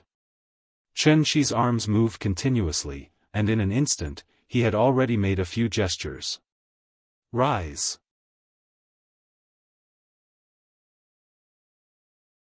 Chapter 9. The next morning. Chen Shi was lying on the bed with his back to the door. The little fellow quietly opened the door handle, glanced at Chen Shi's back, and then tiptoed to Chen Shi's bedside. She took a feather pulled out from the feather duster, walked to Chen Shi, and put the feather to the tip of Chen Shi's nose. But at this time, Chen Shi, who had been closing his eyes, suddenly opened his eyes. Wow! Chen Shi was about to pounce on her. The little fellow was obviously startled by him, and her small body could not help but tremble. Then, her mouth was crooked, and her face was full of grievance and fear. Her eyes were red and she was about to cry. Seeing this, Chen Shi immediately knew that something was wrong. He knew that this joke was a bit too much. Don't cry. There's something behind you. Chen Shi suddenly sat up from the bed, took the little fellow into his arms, and then gently lifted her into his arms. He pretended to be mysterious and said to her, "There's something moving on the window. Look, it's still moving. Ah, it's coming. It's coming." The little fellow was obviously frightened by him. Lying on Chen Shi's shoulder, her small body trembling slightly. She did not dare to move or look back. For a moment, she even forgot to cry. Chen Shi secretly glanced at the little fellow and found that she was lying in his arms, so he whispered to comfort her, "Don't be afraid, Papa will protect you. Look, it was scared away by me." Under Chen Shi's constant encouragement, the little fellow slowly turned around and carefully glanced at the window, only to find that there was nothing there. The sun was shining brightly outside the house, and a 20-year-old elm tree was swaying gently in the breeze. The early morning sun passed through the window of the room and sprinkled a rectangular golden light spot on the cement floor. Through the light, countless floating dust could be vaguely seen, moving and swaying in the slightly slanted light. The little guy sat in his father's arms in a daze, like a delicate porcelain doll, infinitely lovable. Just like that, a storm was resolved by Chen Shi. Chen Shi rubbed his daughter's head lovingly and asked with a smile, "Nian, do you want to go to the amusement park or the zoo? Everyone wants to go. You can only choose one today." "Oh, then I want to see a panda." "Alright, let's go." Chen Shi lifted her daughter high up in the air, making the little girl giggle. After breakfast, Chen Shi was ready to take the little fellow out, but at this time, she clamored for her grandmother to go with her. Aunt Jianghu was getting on in years and it was inevitable that her stamina could not keep up. Therefore, she did not want to walk too much or go too far. Thus, the little fellow was unhappy. After crying for a while, Chen Shi and Aunt Jianghu finally calmed her down. Before leaving, the little fellow asked her grandmother what she wanted. She would bring it back for her grandmother later, which immediately made Chen Shi and Aunt Jianghu burst into laughter. This little girl was really smart. Chen Shi had just said something to her yesterday, and today she was already nimbly applying what she'd learned. Outside the door, the little fellow did not want to walk by herself, so Chen Shi carried her with one hand and walked out of the community. At this time, a big sister carrying a vegetable basket saw the father and daughter. "Nian, where are you going?" The big sister was talking to Nian while looking at Chen Shi vigilantly. She carefully looked at Nian's expression and movements, and then looked at Chen Shi. Seeing that Nian was very affectionate to Chen Shi and did not look like a bad person, she was relieved. The zoo. The little fellow seemed to know the big sister, so she happily sat on Chen Shi's arm, straightened up and said proudly, "Papa, take me to the zoo. I want to see the pandas." After hearing Nian call her father, the big sister completely dispelled the doubts in her heart. She turned to look at Chen Shi and said with a smile, "So you are Nian's father? Are you taking your daughter to play?" "Well, yes." Chen Shi nodded with a smile. Although he did not know the big sister in front of him, he could see that she cared about Nian. I haven't seen you before. Are you working in the field? Yes, I just got home a few days ago. Oh, then I won't bother you. If you have time, spend more time with your daughter. Nian is very cute. The big sister waved her hand and said goodbye to Chen Shi and Nian. Chen Shi also understood the meaning of her words, so he smiled and said thank you to her. Although the people living in this community were not rich and the security environment was very poor, there was one thing that those high-end communities could not compare with. That was the care and help of neighbors. Maybe it was because the little fellow basically had not been far away, so when Chen Shi took her to take the bus, the little fellow constantly pointed at the surrounding and kept asking her father what those colorful things were. The little girl was indeed a little cute. Her fair little face had a faint pink tint to it, making her look like a porcelain doll carved out of jade. Coupled with her pair of big watery eyes, she was simply adorable enough to melt everything around her.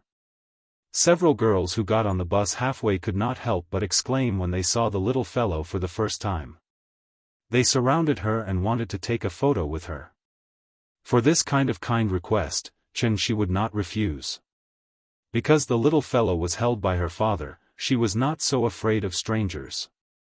Instead, she was very polite and called her sister. Suddenly, several girls were overflowing with love and shouted that they must have a daughter in the future. Zhonghai Zoo was located near Zhonghai Airport, covering an area of more than 700,000 square meters. It was one of the best urban zoos in the country. Because today was Thursday, there were not as many tourists here as there were during the holidays. Chen Shi got off the bus with Nian in his arms. As soon as they came to a spacious square, the little fellow became excited. Papa! Sun Wukong! The little fellow pointed at a guy dressed as Sun Wukong and immediately shouted happily. The person pretending to be Sun Wukong seemed to have noticed the little fellow and immediately walked toward Chen Shi. He did not speak and kept posing around the little fellow, making the little fellow giggle. After a while, Sun Wukong may have felt that the time was enough. He took out a sign from his waist, on which was written, 20 photos. Seeing this, Chen Shi could only shake his head helplessly. It was not because he did not like these people who pretended to be dumb and forced to make money, but because he had not bought a mobile phone yet. In this era, there were no mobile phones, even taking photos could not be taken, so he could only take Nian to get rid of Sun Wukong's entanglement and went directly to the ticket hall. The little fellow was only 4 years old and less than 1.2 meters tall, so even the ticket price was saved. Chen Shi's adult ticket was only 40 yuan, which was already very generous. Entering the zoo, the first thing they saw was a large science education hall, where various model specimens were displayed, as well as some simple animal evolution science. The little fellow was not interested at all. After entering the door for a while, she was already shouting that she wanted to see a live panda.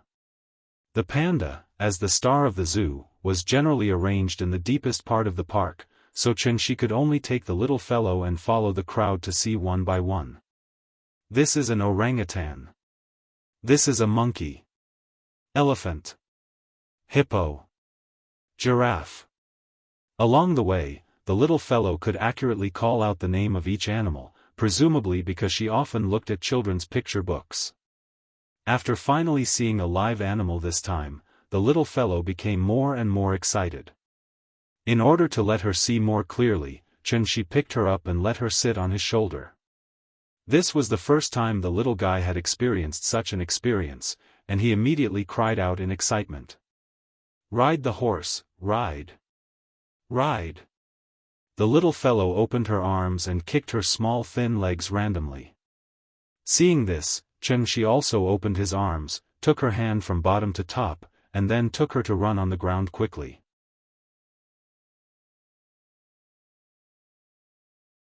Chapter 10. Happy time always passed so quickly. Chen Shi took Nian to visit all the zoo. When they came to the exit, it was already 2:30 in the afternoon. "Papa, I'm hungry." The little fellow touched her shriveled belly and said with a pout. At this time, Xianxia suddenly woke up. He could not eat or drink, but the little fellow could not. Sin, he was so happy playing with the little fellow that he did not notice that it was already past the meal time. Nian, what do you want to eat? Papa will take you there. I want to eat Kentucky Fried Chicken. The little fellow said happily. But after saying that, her voice immediately lowered, and she whispered timidly, but Grandma doesn't allow me to eat it. She said that those things are bad for health. Oh? Is that so? After hearing his daughter's words, Xianxia understood that Aunt Zhang really raised her as a granddaughter, so she was determined not to let the little fellow eat any junk food. Papa can take you there once, but you can't go back and tell Grandma, okay? Okay. Hearing this, the little fellow immediately nodded like a chicken pecking rice. Obviously, she had been fascinated by these foreign fast food for a long time. Come on, eat this candy first, then Papa will take you there. Xianxia took out a black candy from his arms. The little fellow took it and smelled it. Suddenly, she smelled a refreshing fragrance, so she opened her mouth and swallowed it. But after swallowing it, she immediately frowned and shouted, Papa, bad. So bitter. Not candy. As she spoke, she wanted to spit out the candy. Seeing this, Xianxia immediately covered the little fellow's mouth and persuaded, don't vomit, eat it, Papa will buy you Kentucky Fried Chicken. What a joke, more than 9,000 yuan of medicinal materials, plus Xianxia's overnight effort to refine these 3 foundation elixirs. If she vomited, more than 3,000 yuan would be wasted. While forcing his daughter to swallow the elixir, Xianxia reminded himself. When refining elixirs in the future, but remember to add cane sugar. Seeing the little fellow's bitter face and finally swallowing the elixir, Xianxia immediately carried her to the nearby store and bought her a bottle of Wang Zai milk. The mist that was about to condense between the little fellow's eyebrows gradually dissipated. Let's go. Daddy will take you to eat KFC. You won't feel bitter after eating KFC. He took the little fellow to a shopping mall near the zoo and saw a long line in KFC from a distance. After waiting for more than 20 minutes, Xianxia finally bought a Doraemon set meal for the little guy. Seeing that the delicacies of his dreams were right in front of him, the little guy was drooling. Xianxia found a seat near the window, put down the plate, and prepared to take the little fellow to wash her hands. But at this time, she shook off Xianxia's hand, picked up a chicken wing and gnawed it. Looking at her intoxicated look, Xianxia could only helplessly interrupt her and whisper, Nian, be good. You have to wash your hands before eating, or you will have worms in your stomach. Are you afraid? Let's go. Daddy will take you to wash your hands. Although it was impossible for the child to get sick with him, it was still necessary for the child to develop good habits from an early age. After several persuasions, the little fellow reluctantly put down the chicken wing in her hand and obediently followed her father to wash his hands. Papa, you eat. After washing her hands and re-entering the battle, the little fellow naturally would not forget to accompany her father, so she picked up a chicken nugget and fed it to Xianxia. Well, it's delicious. Eat more. Xianxia smiled and swallowed the chicken nugget fed by the little fellow, then picked up a tissue and wiped the corners of her mouth. No matter where a beautiful woman was, she could easily become the focus of attention, and the little beauty was the same. Looking at the envious eyes of many people around, Xianxia suddenly felt a little proud. This is my daughter. The father and daughter were quietly enjoying their familial happiness. At this moment, a figure suddenly appeared outside their glass wall. The person knocked on the glass. Xianxia looked up and saw that it was a young woman dressed beautifully. The woman wore a pair of sunglasses that covered half of her face, but from her delicate chin and high nose, it could be inferred that she should be a great beauty. The woman knocked on the glass. When Xianxia raised his head and looked at her, the woman quickly walked away. Xianxia was a little confused. At this time, the woman had bypassed the glass wall, entered the restaurant, and walked directly in their direction. The woman excitedly went straight to the father and daughter, took off her glasses, and said with surprise, "Xianxia? It's really you. Long time no see. Lin Xian?" Looking at the woman with exquisite makeup in front of him, Xianxi's mind couldn't help but recall her appearance when she was still in university. At that time, although she wasn't as gorgeous and mature as she was now, she also loved to dress up.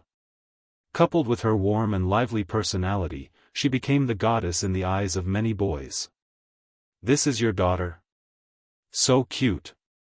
Lin Xian's personality didn't seem to have changed much. After greeting Xianxia, her attention was on the little girl. Xianxia smiled and nodded, then said to the little girl, "Nian Nian, call aunt." "Sister, call me sister." Lin Xian interrupted Xianxia with dissatisfaction. At this time, the little girl also finished eating a chicken wing. She wiped her mouth with her little hand and said sweetly, "Sister." "Good. Good." Lin Xian laughed and rubbed the little girl's head, then sat next to her and said, "Sister will sit next to you, okay?" "Okay." "Baby, what's your name?" "Chen Nian." "Sister, you can call me Nian Nian." "Nian Nian is so good." Lin Xian played with the little girl and said casually, "I haven't seen you for 5 or 6 years, and your daughter is already so big. Time really flies. Yeah, it's been 5 or 6 years in the blink of an eye. Where's Ying? Why don't I see her?" Lin Xian looked at Xianxia, then looked at the little girl, as if suddenly thinking of something, and quickly asked. "That's a long story." Xianxia smiled bitterly and shook his head. "What? Did you fight? Based on your personalities, it shouldn't be possible." Lin Xian was in the same major as the two of them in university, and she was Ying's roommate, so she had always had a good relationship with the two of them. Hearing this, Xianxia shook his head helplessly. After careful consideration, he decided to make up a story similar to his actual experience to tell Lin Xian. In this story, he had to leave Wuxia for some reason, and it was only recently that he finally had the opportunity to return to China. Before he left, he didn't know that Ying was pregnant with his child, so when he came back, he found that the little girl was already 4 years old, and Ying had already left. After Xianxia finished telling the story, Lin Xian couldn't hold it in anymore and suddenly exclaimed.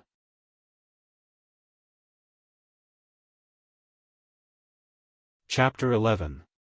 Lin Xian looked at Xianxia with some shock, as if she couldn't believe that the Xianxia in her impression could do such a thing.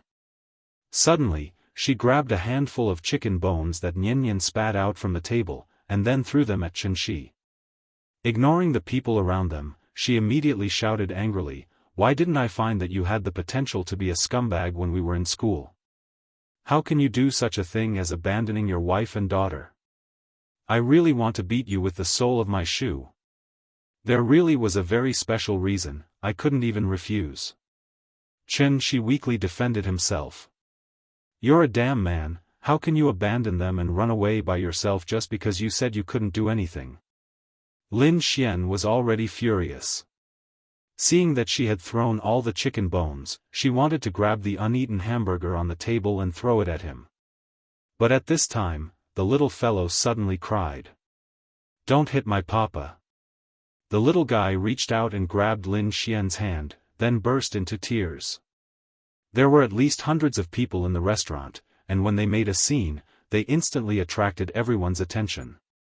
Lin Xian was stunned, and quickly hugged the little fellow in her arms to comfort her.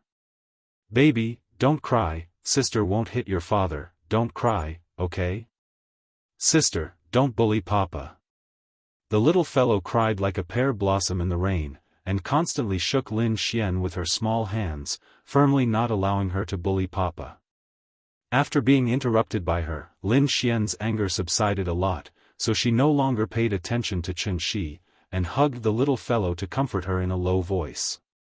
After coaxing for a while, the little fellow slowly stopped crying, but she was still sobbing. Seeing this, Lin Xian was speechless and complained, "Ying gave birth to a good daughter for you." Xianxia smiled awkwardly, and then took a tissue across the table to wipe the little fellow's face, and comforted her. "Nyin Nyin, sister didn't bully Papa, don't cry, so many people are watching, if you cry again, they will laugh at you." Perhaps Qianxi's persuasion worked, the little fellow slowly calmed down. But then, she glared at Lin Xian with her pair of red eyes, and then pushed Lin Xian away with all her strength, and went under the table to her father's side. "Papa, hug." The little fellow went into her father's arms, and then buried her head in Qianxi's shoulder, and didn't look at Lin Xian. Obviously, she thought she was a bad person. "Well, I've become a bad person." Lin Xian gloomily looked at the father and daughter, and the resentment in her heart was difficult to calm.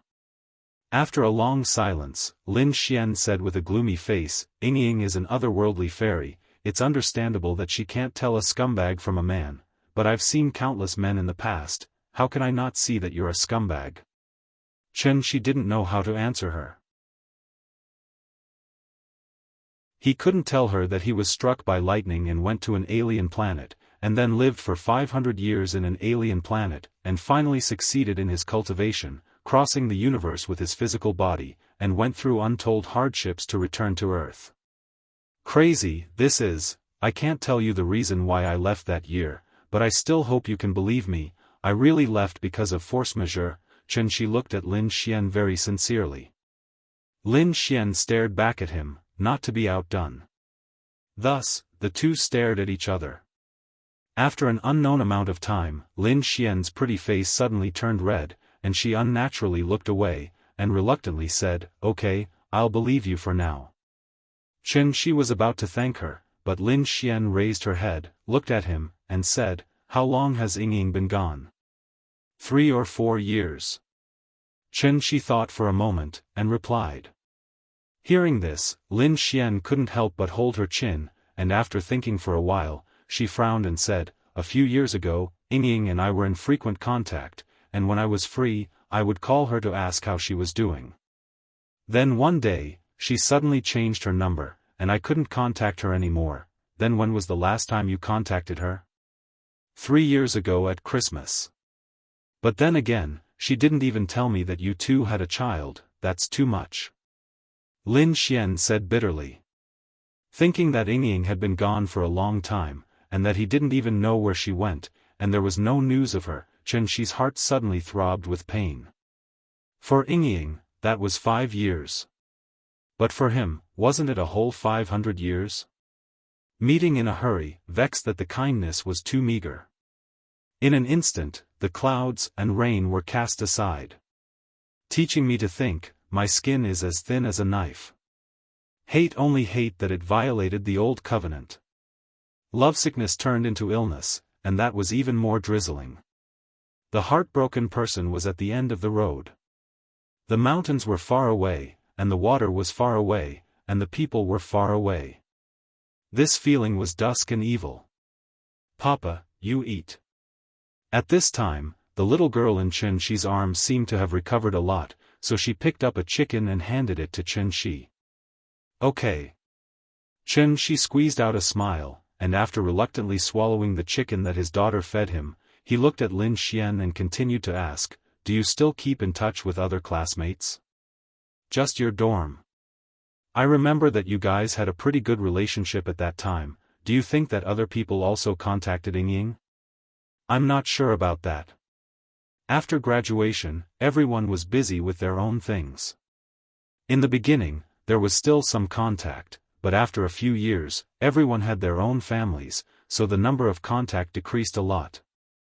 Lin Xian shook her head, obviously also immersed in those beautiful memories. Sigh, Qianxi exhaled deeply, not knowing what to say. Lin Xian saw that he seemed to be a little depressed, and she couldn't help but feel a little sad. How on earth could he find that person in the vast sea of people?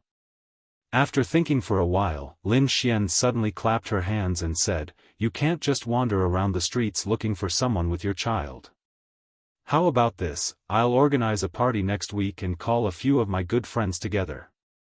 At that time, we'll ask everyone to see if anyone has seen Ying." Speaking of this, Lin Xian paused, and then continued, even if none of us have seen her, we can at least help you keep an eye out for news about Yingying. How about that?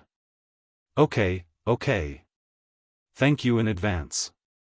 After hearing this suggestion, Qianxi couldn't help but nod with some excitement, thinking that this idea was very good. What he was worried about now was that there was no clue at all. If someone could provide him with a clue, even if Yingying was at the end of the earth, he would definitely be able to get her back. Then that's it for today. Leave me your phone number, I'll contact you when the time comes. Hearing this, Qianxi couldn't help but feel embarrassed. She decided that after eating, she must buy a broken phone and use it first.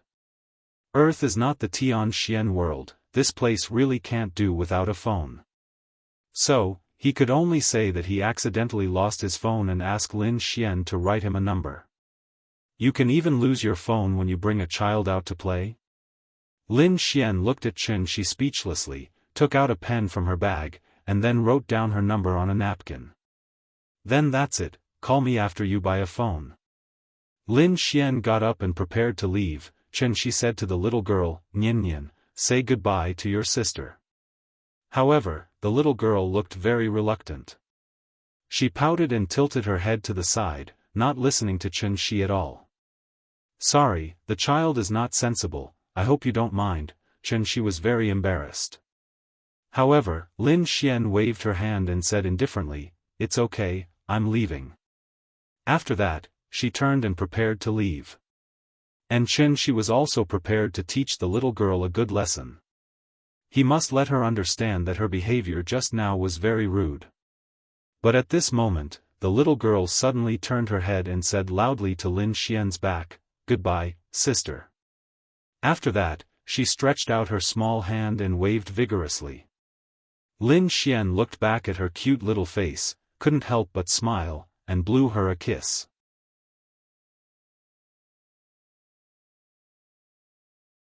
Chapter 12. In this world, not everyone likes children. Some people think that children are innocent, lively and cute, while others think that children are noisy and annoying. After lunch, Qianxi took the little girl home. Maybe because she had a lot of fun, the little girl was chattering excitedly all the way.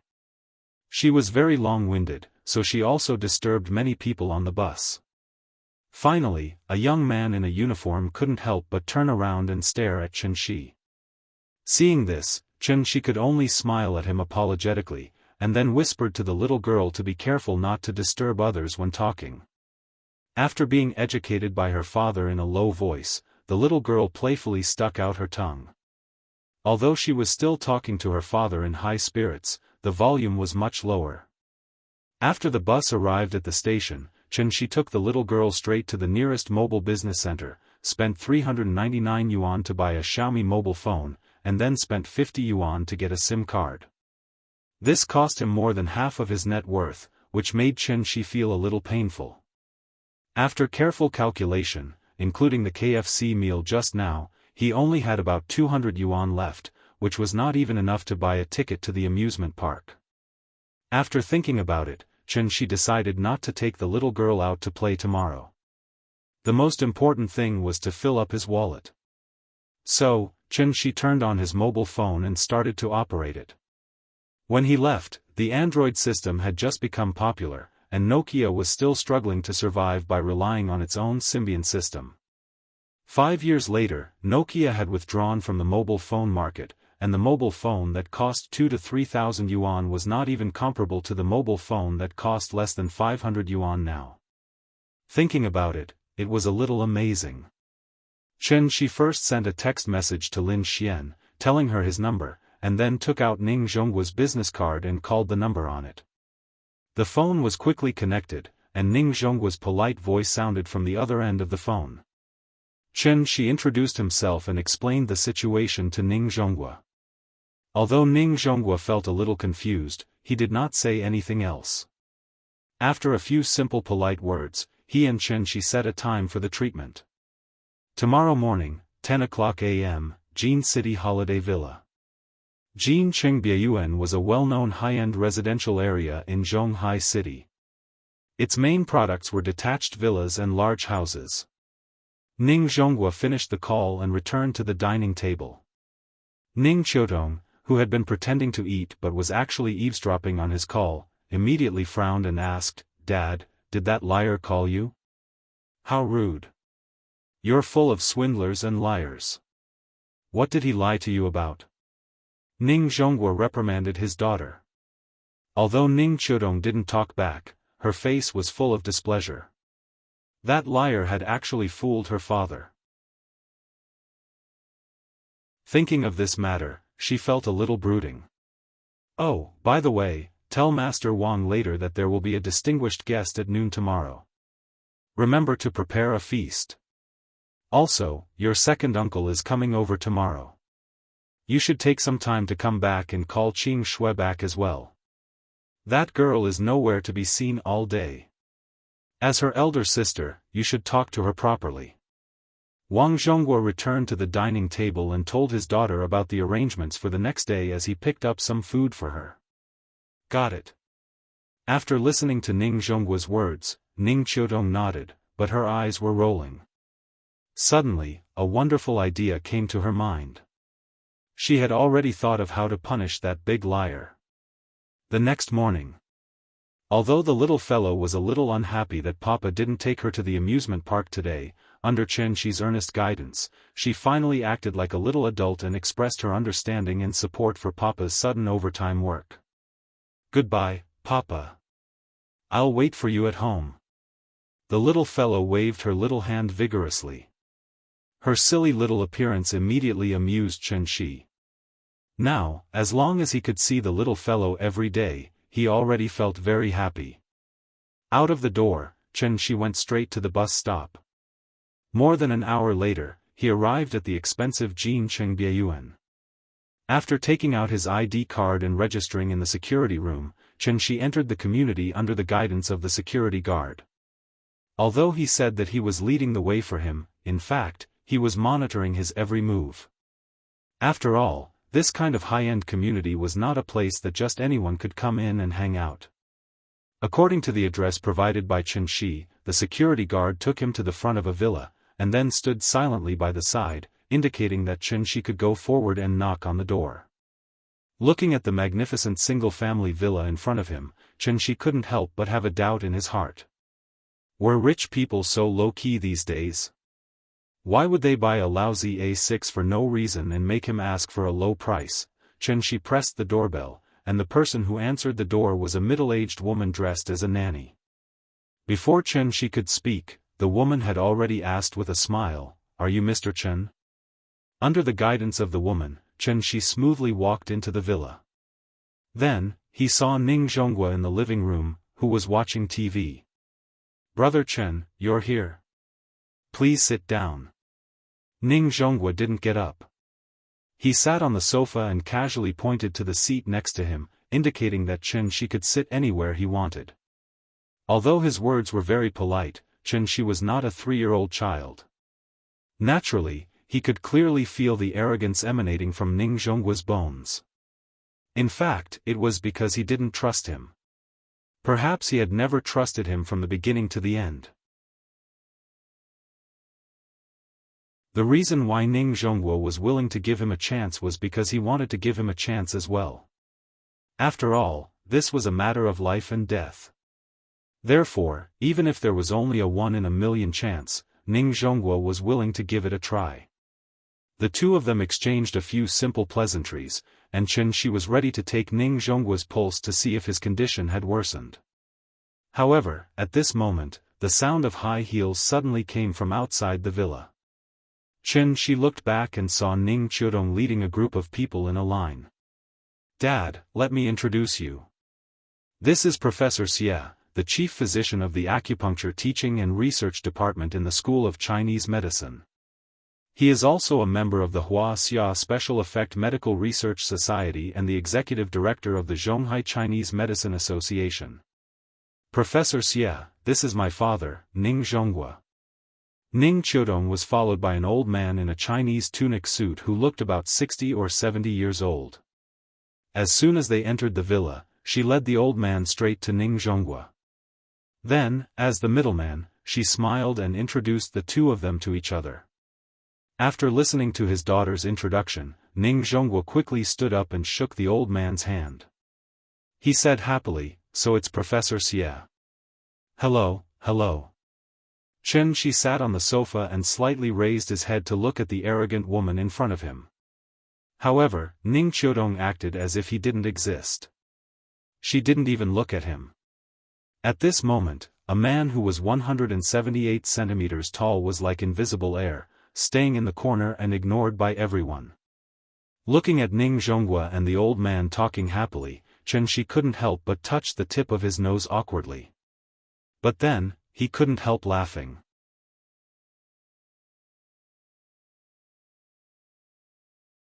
Chapter 13. Professor Xie was over 60 years old, so he was older than Ning Zhonghua by a generation. Ning Zhonghua did not dare to be arrogant in front of him, so he quickly got up and shook Professor Xie's hand. After the two exchanged some pleasantries, Ning Zhonghua invited Professor Xie to take a seat. Then, Professor Xie noticed Chen Shi on the side. He saw that Chen Shi was young, so he thought he was from the Ning family, so he asked curiously, "Who is this?" Hearing this, Ning Zhonghua laughed and said, "This is a friend of mine, he also knows medicine. If Professor Xie doesn't mind, we can have a medical exchange later." "Oh, hello." Professor Xie nodded and guessed that Chen Shi was a medical student. He knew that Chen Shi was coming, so he waited here in advance. Professor Xie had seen this kind of situation many times, so he did not find it strange. Chen Shi did not know what Professor Xie was thinking. When he saw Professor Xie nod at him, he bowed slightly in return out of courtesy. Then, Ning Zhonghua looked at the two people who came with Ning Qiudong. Behind Ning Qiudong was a man and a woman. The man was about the same age as Ning Qiudong. He was Ning Zhongping, the second uncle of Ning Qiudong. After Ning Zhongping came in, other than chatting with Ning Zhonghua for a while, he did not say anything else. From his words and actions, it was not hard to guess his identity as a soldier. As for the woman at the back, she was younger, about 23 or 24 years old. She was very beautiful, and she looked very similar to Ning Qiudong.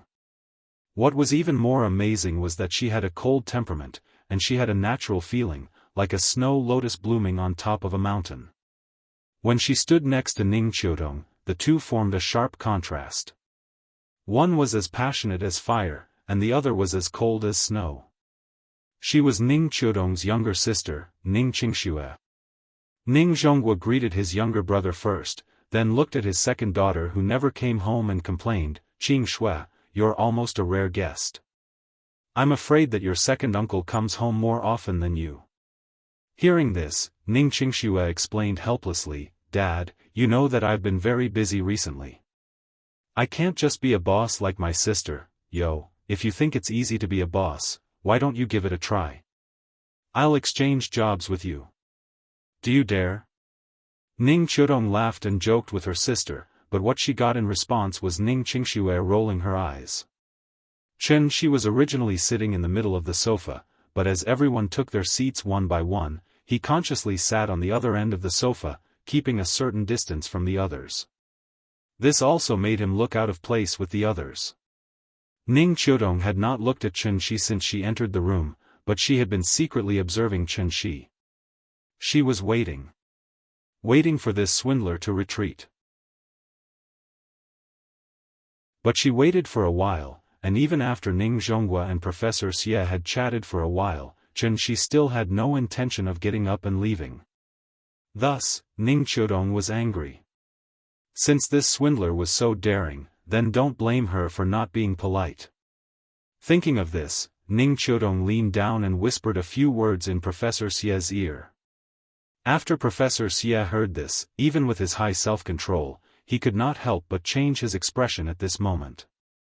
He then looked at Ning Qiudong and asked seriously, "Really?" Seeing Ning Qiudong nod with certainty, Professor Xie then turned his head and carefully looked at Chen Shi. He still could not believe what Ning Qiudong just said. Could it be that medical swindlers were so rampant now? For a big family like the Ning family, 100,000 yuan was just a drizzle to them. But if it were an ordinary person, wouldn't the life-saving money that they worked so hard to save be cheated away so easily? If they dared to cheat ordinary people of their life-saving money, what else would this group of crazy medical swindlers not dare to do? Killing people was just a tip of the head, but this kind of vile behavior was even worse than killing people with their own hands. No, I have to expose them. Thinking of this, Professor Xie's face could not help but darken. He turned to look at Ning Zhonghua and asked seriously, I heard from Chudong that Mr. Ning has been feeling a little unwell recently. Sigh. It's an old illness. It's an illness that I left behind when I was young. I've always felt a little uncomfortable, but recently it's become a little more serious. Maybe it's because I'm old and my body can't take it anymore. Is it convenient for me to take your pulse? Sorry to trouble you, Ning Zhonghua nodded and said politely.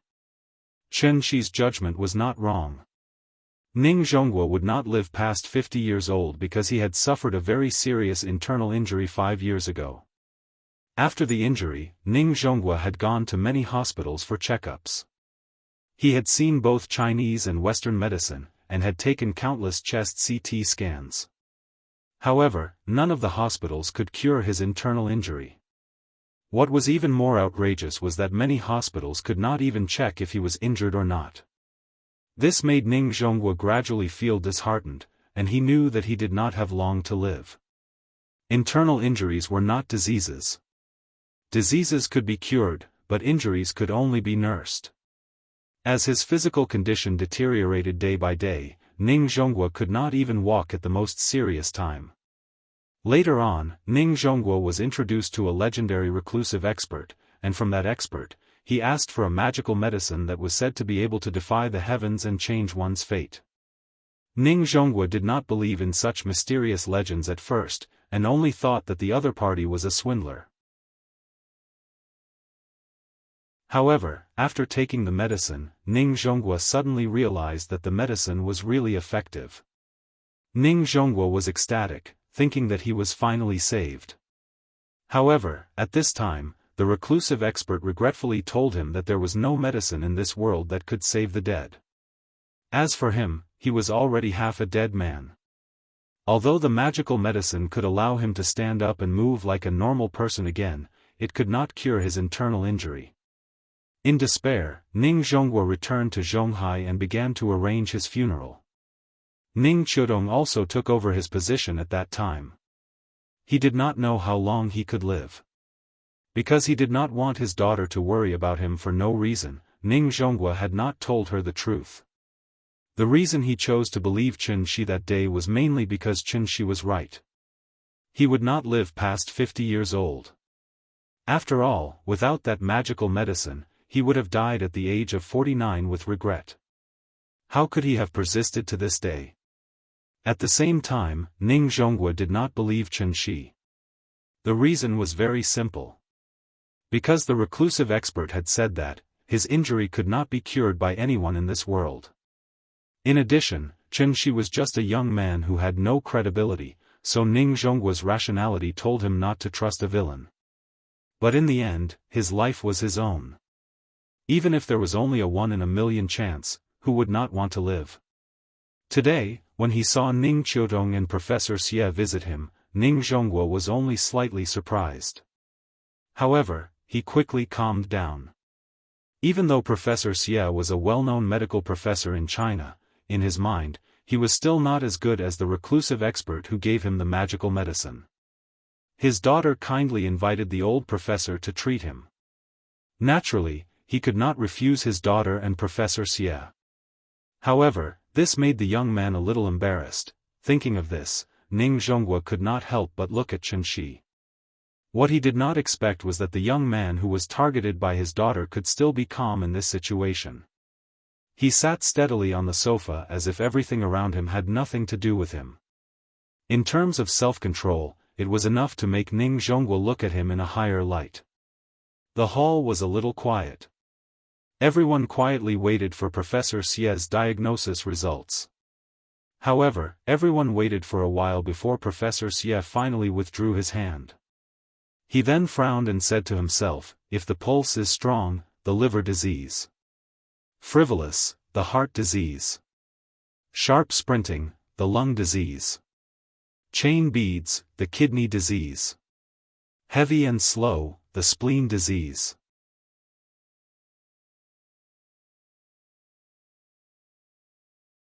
Chapter 14.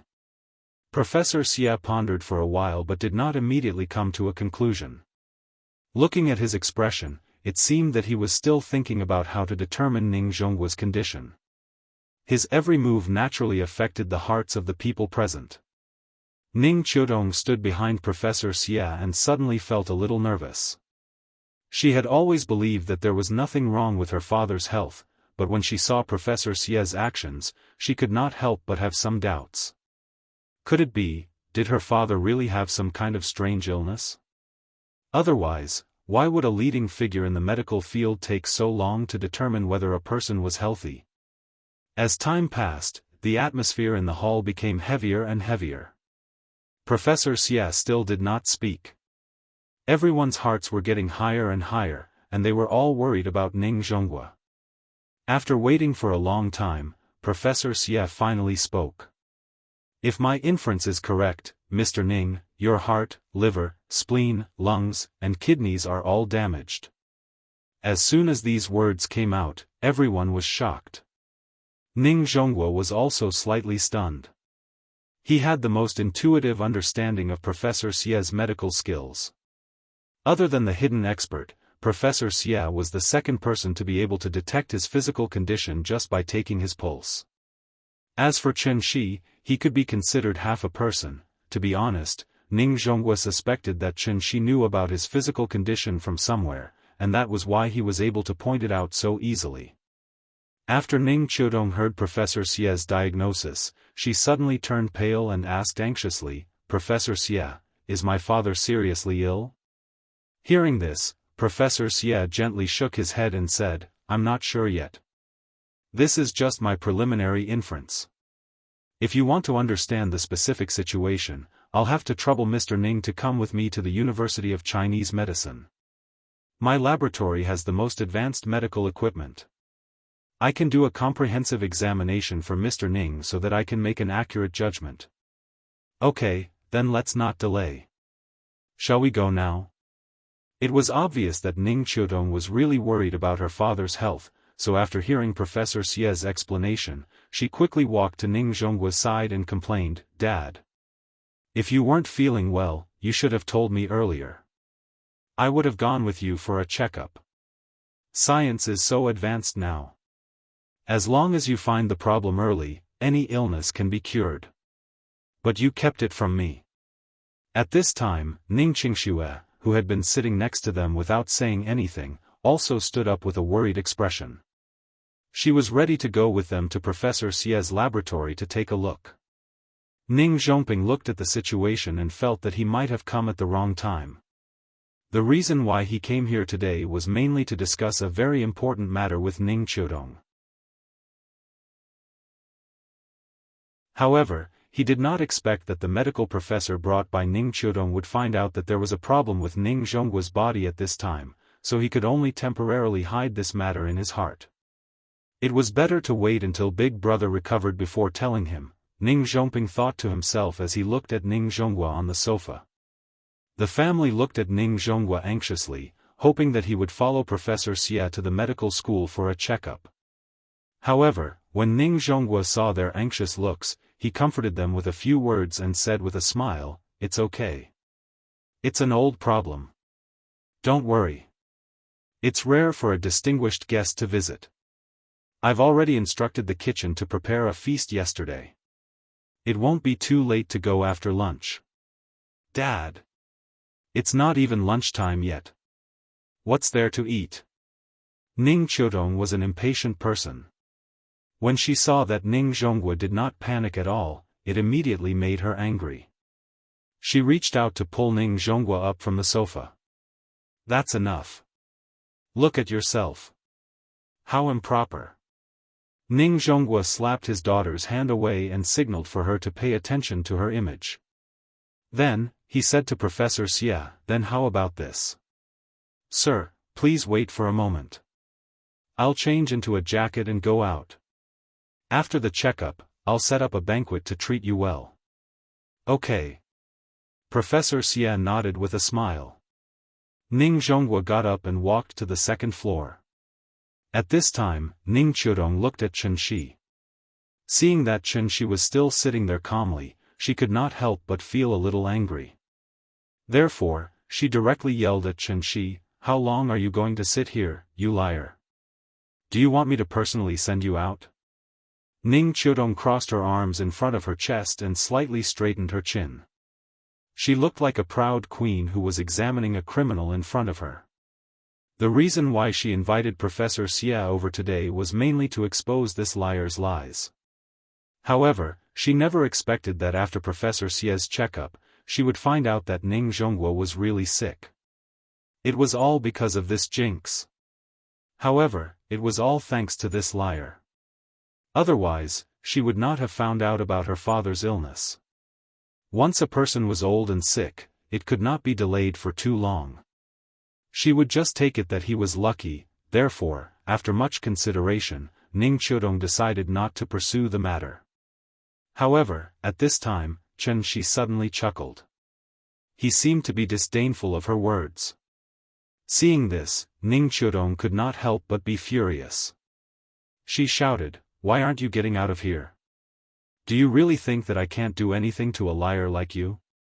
Believe it or not, I can send you to prison with one phone call and let you out after 8 to 10 years.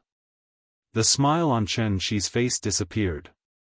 He looked at Ning Qiudong and asked calmly, "You keep saying that I'm a liar. Then tell me, what did I cheat you of?" "What? Do you think you're in the right? You cheated my father of $10,000 the day before yesterday. Have you forgotten already? $10,000? Chen Shi shook his head and chuckled. How much do you think the herbs I bought that day cost? At this time, Ning Zhonghua, who had just walked up the stairs, looked back at the two people who were arguing in the living room. He stopped Ning Qiudong. "Qiudong, don't talk nonsense. This young man has good intentions. I've already asked someone to check those herbs. After taking them, they really do help relieve pain." Hearing this, Ning Qiudong stomped her foot and said anxiously, "Dad, I don't care about the money. I just can't stand this liar's arrogance. I specially invited Professor Xia over today to make this liar back off. But look at him. He's still like a dead pig that isn't afraid of boiling water." As she spoke, Ning Qiudong turned around and stared at Chen Shi. "Even Professor Xia couldn't easily determine my father's condition. You just took his pulse and said that my father won't live past 50 years old? And you keep saying that you can cure him? Do you really think that you're a miracle doctor?" "I can cure him," Chen Shi said calmly. "Get out of here."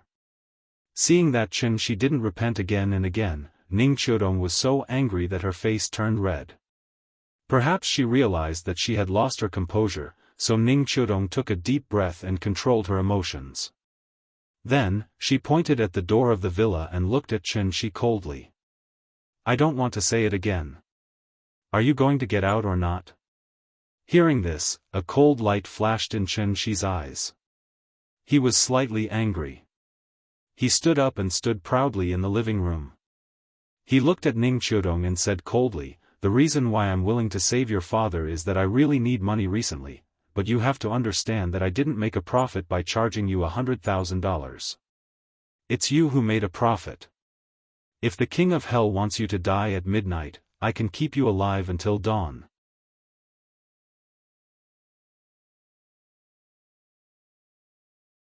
Chapter 15.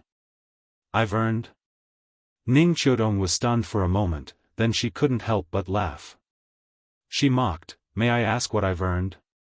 However, Chen Shi didn't reply. He glanced coldly at Ning Qiudong, then looked at Ning Zhonghua at the staircase. He said coldly, "I've refined the medicinal herbs that you bought with 10,000 yuan into pills. The medicine is here. We're even now. If you continue to spout nonsense, don't blame me for being rude. After saying that, Chen Shi took out a small bottle from his bag and placed it on the table. Then, he walked out of the door. Ning Qiudong looked at Chen Shi's back. Her lips moved as if she wanted to say something, but in the end, she didn't say anything. Ning Zhonghua silently looked at Ning Qiudong and Chen Shi arguing. After Chen Shi left, he didn't say anything to stop them. He just sighed softly and went up the stairs again. One was his daughter, the other was just an outsider. Since the two of them were already like fire and water, he naturally couldn't continue to help an outsider. Forget it. What his daughter said should be right. That young man was probably trying to cheat money. Perhaps it was because he felt lucky that he couldn't find out that young man's problem. After Chen Shi left, the living room fell into a strange silence. Ning Qiudong angrily walked to the table and wanted to throw the bottle of so-called medicine away. But when she picked up the bottle of medicine, she stopped for some reason. Then, she opened the bottle cap, wanting to smell the pill inside. The moment she opened the lid, a faint smell mixed with the fragrance of medicinal herbs rushed into her nose. She took a light sniff and felt that this fragrance had an indescribable taste. The fragrance was very unique. It smelled fresh and pleasant. In the faint fragrance, there seemed to be a faint bitter smell from the medicinal herbs, intertwining with the fragrance. After inhaling this fragrance into her lungs, she suddenly felt much more awake. This medicine, Ning Qiudong frowned slightly. After thinking for a while, she closed the bottle cap and put the small bottle in her bag. Chen Shi was a little depressed as she returned home. Naturally, he would not be in a good mood after being rolled his eyes at for no reason.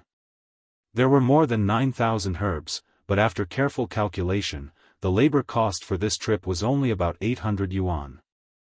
I can earn 800 renminbi in one night. If that's the case, I'm one of the high-income people in Zhonghai. Chen Shi laughed at himself and knocked on the door. The Peiyuan pill could effectively alleviate Ning Zhonghua's condition, but it could only treat the symptoms and not the root cause. There was only one way to truly cure him. With the help of the Peiyuan pill, Chen Shi would use the Immortal's Dharma access to massage Ning Zhonghua's qi to fully exert the medicinal effect, eliminating the old illness in Ning Zhonghua's body from the root. However, in the current situation, even if Ning Zhonghua took out 1 million or 10 million, Chen Shi wouldn't treat him anymore. Did they really think that a single copper coin could stump a hero? Thinking of this, Chen Shi couldn't help but sneer. Let's wait and see, Papa. Papa is back. Now as long as Chen Shi went out of the door, the little girl would always pay attention to the situation outside the door. Therefore, even if Chen Shi only knocked on the door very gently, she could accurately hear the sound coming from the door in the noisy animation music. The little girl excitedly jumped off the sofa and ran barefoot to the door. Chen Shi looked at the little head that poked out from the crack of the door, and the dark clouds that hovered in his heart suddenly dissipated a lot. He opened the door, leaned over and picked up his daughter. Then he scratched the tip of her little nose and asked with a smile, "Nian, do you miss Papa?" "Yes." The little girl smiled sweetly. "Good girl, Papa is going home, let's go." Carrying his daughter to the sofa, Chen Shi played with the little girl for a while, then came to the kitchen and handed the last Peiyuan pill to Aunt Zhang. "Aunt Zhang, this is the latest Chinese medicine pill developed by our company, made entirely of Chinese medicine, without any chemicals. It is said that it can effectively prevent diseases, enhance the human body's immunity, and help the elderly. I specially brought one back for you, take it quickly." "Is it really so good?" Aunt Zhang took the small bottle with a smile, opened the bottle cap and smelled it, then asked with a smile, "I have never seen this kind of Chinese medicine supplement before, do you want to eat it directly or drink it with water?" "Take it orally. Take it quickly, I have also eaten this thing, the feeling is similar to dry chewing powder, and it is not too bitter." Chen Shi said, pretending to be very casual. Seeing that Chen Shi repeatedly urged her, Aunt Zhang did not doubt him, poured out the pill, and swallowed it directly. After swallowing the pill, Aunt Zhang only felt a clear stream flowing from her neck to her stomach. It felt like eating a mint candy, which was very comfortable, and she could even rely on the clear stream to clearly feel the flow of the pill. Oh, this medicine is very good. After taking the pill, Aunt Zhang closed her eyes and felt it for a while. When she opened her eyes again, she felt that everything in front of her was much clearer. Aunt Zhang blinked hard, and felt that the scene in her vision was much clearer. The presbyopia that had troubled her for many years was suddenly cured. God! This is a god of medicine. Xiao Chen, where did you get this medicine? It must be very expensive, right? Come, I will give you the money. Aunt Zhang pulled Chen Shi into her bedroom, ready to pay Chen Shi for the medicine. Seeing this, Chen Shi hurriedly waved his hand and explained, Aunt Zhang, this medicine is free.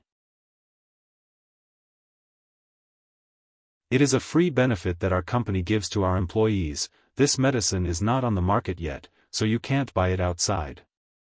Speaking of this, Chen Shi couldn't help but hold Aunt Zhang's hand and said sincerely, all these years, thank you for being around. I don't even know how to repay the kindness that our family owes you. You want to give me money for such a small matter, aren't you treating me as an outsider? I am your junior, so naturally, I should give you something good to show my filial piety. However, Aunt Zhang didn't agree, and kept pulling Chen Shi to give him money. She wasn't stupid, this pill with an immediate effect was definitely not simple, so no matter what, she wasn't willing to take Chen Shi's medicine for free. And of course, Chen Shi couldn't take Aunt Zhang's money. He already owed Auntie Zhang too much. How could a single pill be enough to pay it all off? The two of them argued for a while, and finally, Chen Shi convinced Aunt Zhang. Aunt Zhang didn't mention the money anymore, so she kept praising Chen Shi for being sensible and finally taking responsibility like a man. Hearing this, Chen Shi gave Auntie Zhang a hand and started chatting with her with a smile. Traditional Chinese Medicine University. Professor Xie looked at the brand new examination report in his hand and couldn't help but frown. Professor Xie, how is it? Is my father okay? Ning Qiudong stood next to him and asked worriedly. Hearing this, Professor Xie let out a deep sigh and said, my guess was right. Mr. Ning's 5 internal organs are all damaged. Ning Qiudong was shocked, and her face couldn't help but turn pale. Professor Xie looked at her expression and couldn't help but shake his head. However, Ning Qiudong took a deep breath and continued to ask, what else? Seeing this, Professor Xie could only shake his head slightly and fulfill his responsibility as a doctor. He explained in detail, Mr. Ning's heart, liver, spleen, lungs, and kidneys are all bleeding. Among them, the lung injury is the most serious. Part of the left lung has necrosis, and must be removed in time. In addition, because of the damage to the 5 internal organs, the black water produced by the wound rotting has accumulated to a certain extent. We must find a way to clean it up, reduce the inflammation, and carry out systematic treatment.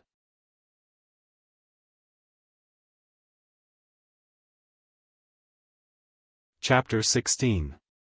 After listening to Professor Xie's explanation, Ning Qiudong froze on the spot. She really wanted to ask Professor Xie if her father's illness could be cured. However, she opened her mouth slightly and her lips squirmed for a long time before she realized that she couldn't even say a word. Was there a need to ask? Although she didn't understand some of the medical terms that Professor Xie was talking about, did Professor Xie really need to explain in this situation? Ning Qiudong stood in the same place. 2 lines of tears suddenly slid down her pale face. In an instant, she felt as if she had returned to her childhood.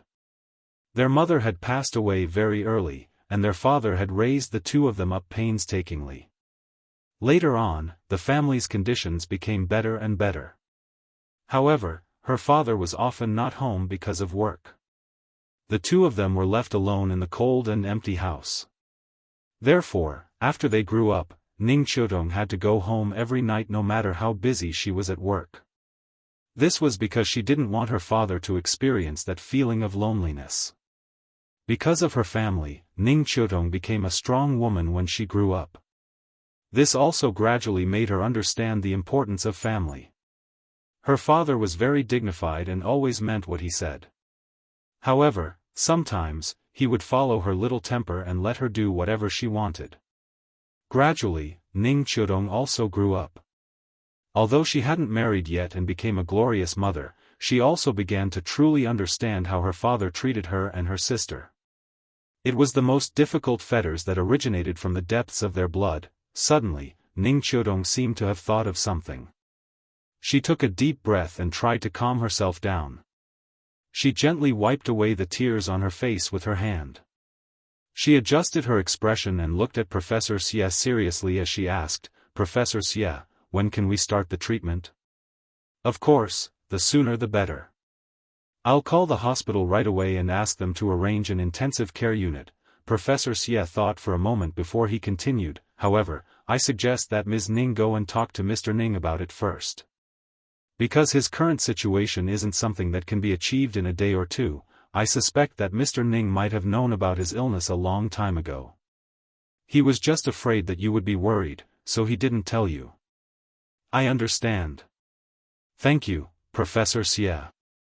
Ning Qiutong nodded silently, then turned to look outside the door. She guessed that her father was still there comforting Qing Shui not to worry. Suddenly, he flipped the ink on the table and smeared the poetry book like an old crow. His father was pitiful and his mother was reluctant to slap him, but his foolish smile made people sigh. Geese, geese, geese, singing to the sky. White feathers float on the green water, red palms pluck the clear waves. Chen Shi sat on the sofa with the little fellow in his arms and taught her to recite Tang poems word by word. Nian was already 4 years old. Naturally, it was time for her to start learning how to read. She was also very smart. It only took her less than a morning to completely recite the Song of the Goose. When the little fellow once again completely recited the entire poem, she excitedly rushed into Chen Shi's arms and asked with a laugh, "Papa, am I awesome?" "Amazing, Nian is so smart." Chen Shi kissed his daughter and then said with a smile, "Come on, Papa will teach you a poem. Recite it with me." Two orioles singing in the green willows. Two orioles singing in the green willows. The little fellow opened her small mouth, clapped her small hands, and recited it word by word with Chen Shi. A group of egrets flying to the blue sky. The window contains the autumn snow of the West Ridge. The door moors the ship of the East Wu Kingdom. Chen Shi patiently taught his daughter to recite the poem. At this time, a strange ringtone suddenly rang. Chen Shi was stunned for a moment. He thought it was Aunt Zhang's phone ringing. When he was about to ask Aunt Zhang to answer the phone, he suddenly realized that it was his cell phone that was ringing. Chen Shi quickly put the little fellow aside and reached for the phone on the table. "Hello, is this Chen Shi?" Lin Xian's voice sounded at the other end of the phone. Perhaps it was because she heard the little fellow reciting the poem. Lin Xian immediately smiled. Without waiting for Chen Shi to reply, she said directly, "The day after tomorrow, Sunday. I have made an appointment with everyone. You must come." "Well, okay, sorry to trouble you. Remember to bring Nian too. Let them see how cute the daughter of you and Ying is. They will be so jealous."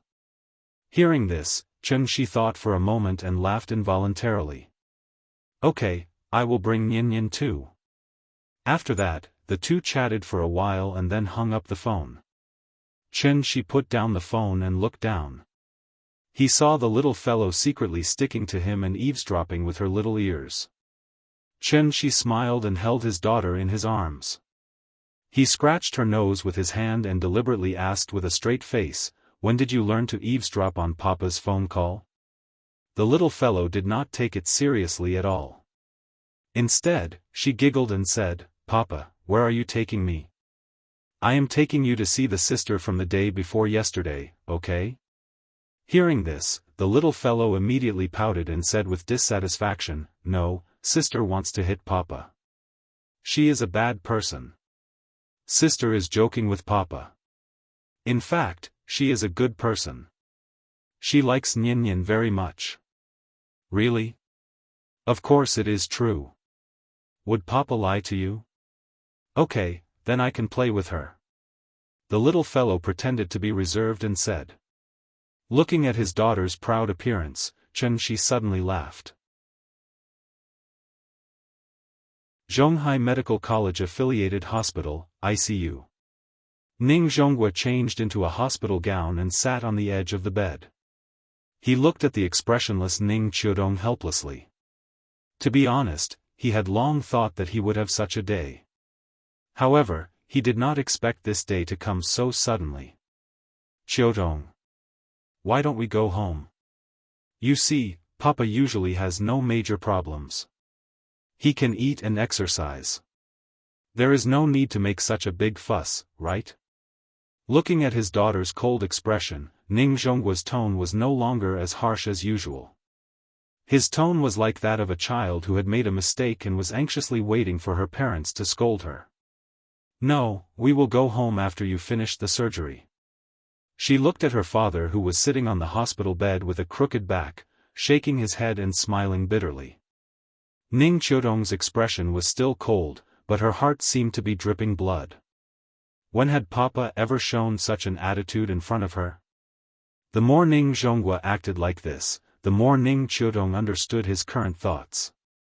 Papa had always known about his physical condition, but he had been hiding it from her. Since she already knew, Papa naturally did not need to hide it anymore. Looking at her father who had aged a few years in an instant, and then looking at his weakness and helplessness that was exposed for the first time because he could no longer continue to hide it, Ning Qiudong's heart was broken. The ward suddenly became quiet. The father and daughter looked at each other for a while. Finally, Ning Zhonghua was defeated. He shook his head, as if he was talking to himself, and said, "Okay then, I will sleep first. Call me when Professor Xia is ready." "Okay." Ning Qiudong nodded expressionlessly, then turned around and walked out of the room. However, the moment she turned around.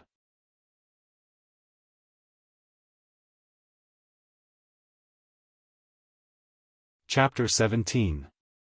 Outside the room. As soon as Ning Qiudong walked out of the door, Ning Qingxue immediately stood up from the chair next to her and asked anxiously, "Is Dad okay?" As she spoke, she wanted to go in and check, but Ning Qiudong suddenly reached out and stopped her. "It's okay, let him rest." Ning Qiudong forced a smile. Ning Qingxue was stunned. Looking at her sister's slightly red eyes, she couldn't help but feel sad. The two sisters looked at each other, and there was a sense of sadness in their hearts. Ahem. Ning Zhongping coughed softly and comforted them, "Don't worry, Professor Xia's medical skills are superb, he will definitely cure your brother." Ning Qiudong nodded, thought for a moment, then looked at Ning Zhongping and asked, "Second uncle, do you know when my dad got injured? How did he get injured?" Ning Zhongping shook his head, indicating that he didn't know. "That's weird, Professor Xia said that my dad didn't get sick naturally, it was most likely caused by an external force, but he couldn't say for the time being what caused it. Anyway, my dad's condition is very strange." Hearing that, Ning Zhongping suddenly seemed to have thought of something, and his face couldn't help but change. Ning Qiudong was only thinking about Professor Xia's words, so she didn't notice the strange expression that flashed across his face. The surgery began very quickly. Ning Qiudong, who had always been very strong, finally broke down the moment she saw her dad being pushed into the surgery room. She leaned against the wall and slid to the ground weakly. She covered her face with her hands and cried out loud. She wasn't ready yet, nothing could happen to her dad. Perhaps it was because Ning Qiudong's emotions, Ning Qiudong, who was always cold and didn't seem to have any emotional fluctuations, was now crying and squatting down with Ning Qiudong in her arms. Ning Zhongping sat on the chair silently, watching the two sisters crying on the ground. He wasn't good with words, and now he didn't know how to comfort them. Unknowingly, he had already clenched his fists. The white knuckles and bulging blood vessels were all a reflection of his heart. He had already roughly guessed when his elder brother was injured. This enmity must be avenged. After a long time, the lights in the operating theater finally went off. When she saw Professor Xie walk out of the operating room, Ning Qiudong's heart tightened. Professor Xie, my father, because she was too excited, she couldn't even speak clearly at this moment. Her whole body was trembling uncontrollably, and she looked particularly pitiful. Don't worry, the operation went smoothly. The necrotic part of the lung has been successfully removed. Next, he will be hospitalized for a period of observation. After that, I will prepare the next stage of treatment for Mr. Ning. Professor Xie took off his mask and said tiredly. After all, he was already old and had not been the chief surgeon for a long time. Therefore, this surgery was really tiring for him. Fortunately, the surgery was a success. Therefore, when he saw Ning Qiudong's haggard appearance, he patted Ning Qiudong's shoulder with a smile and comforted her. The patient is still in a coma. You should go eat and rest. Don't tire yourselves out. Ning Qiudong's heart, which had been hanging in mid-air, finally calmed down. The moment she relaxed, her entire body seemed to have lost all strength in an instant. Suddenly, she fell limply to the ground. Fortunately, Ning Qingxue reacted quickly and supported Ning Qiudong, preventing her from falling to the ground. Sis, why don't you go back and rest? If this goes on, you will collapse before Dad is done. Ning Qingxue advised very worriedly. It's okay. Qingxue, go buy some water and food. We will rest here and wait for Dad to come out. Ning Qiudong shook her head. Ning Qingxue saw that her attitude was firm and could only follow her and turn around to buy food. The three of them ate some snacks and then continued to wait outside the ward. Not long after, a nurse walked out of the ward and said to them, "The patient is awake. You can go and see him. But remember, don't let the patient eat anything." Ning Qiudong ran into the ward excitedly with her sister. As soon as she entered, she saw Ning Zhongguo's pale face due to excessive blood loss. "Dad, do you feel better? How can it be so fast?" Ning Zhongguo shook his head weakly and reached out to hold his daughter's hand. Ning Zhongguo clearly looked very healthy in the morning, but after the surgery, it was as if he was terminally ill in an instant. He looked like he was on the verge of death. Looking at his weak appearance, Ning Qiudong could not help but cry again. "Dad is fine. Come and talk to me. Qingxue, you come too." As if to reassure his daughters, Ning Zhongguo forced himself to be alert and tried to straighten his body, wanting to talk to his two daughters. But then, Ning Zhongguo suddenly felt a tightness in his chest. Then, he spat out a mouthful of blood. "Dad!" Seeing the blanket that was instantly dyed red with blood, Ning Qiudong was stunned. Almost without any hesitation, she immediately cried loudly outside the door, "Someone, where is the doctor? Call the doctor." Ning Qingxue quickly ran out to call the doctor. Ning Qiu then looked helplessly at her father who was still coughing up blood. This sudden turn of events made her cry like a child. She no longer looked like a strong woman. "Dad, don't scare me. Didn't Professor Xie say the surgery went smoothly? How could this be? Cough cough. I'm fine. Don't worry." Ning Zhongguo coughed for a while, spitting out blood as he coughed. When he finally felt better, Ning Zhongguo held his daughter's hand and forced out a smile. He said with difficulty, "The weather is unpredictable, and people are fickle in fortune and misfortune. Qiudong, you're not young anymore. Don't you understand? Dad!" Ning Qiudong opened her mouth and screamed silently. Tears had already blurred her eyes. Her father, who was so close to her, slowly blurred his figure in her eyes. Ning Qiudong could not see his face clearly. "It's okay. Dad has lived for 3 more years. I'm satisfied." At this point, Ning Zhongguo's tone became more and more stable. His words became clearer and clearer. He seemed to be much better. But in Ning Qiudong's eyes, this was a sign of terminal lucidity. She cried and shook her head. She shouted with a hoarse voice, "Dad! Don't say any more. Rest well. Professor Xie will be here soon. He will definitely cure you. It's no use. Professor Xie is not a god. I know my illness very well." Ning Zhongguo shook his head lightly. He reached out to wipe the tears on his daughter's face, but he realized that there was no end to it. "Do you know why Dad has lived for 3 more years? It's because Dad met a god 3 years ago." Ning Qiudong looked at her father blankly and listened to him ramble on. For a moment, other than crying, she did not know what she should do. "The old god gave me a pill called the life-continuing pill. It's amazing. After I ate it, Dad's illness was cured. That's why I can stay with you for 3 more years. I've lived for 3 more years for no reason. I'm content." "Qiudong, you have to learn to be content too. Do you understand?" Ning Qiudong did not speak. Ning Zhongguo wiped her tears again and continued, "In the future, when Dad is no longer around, you have to take good care of your sister.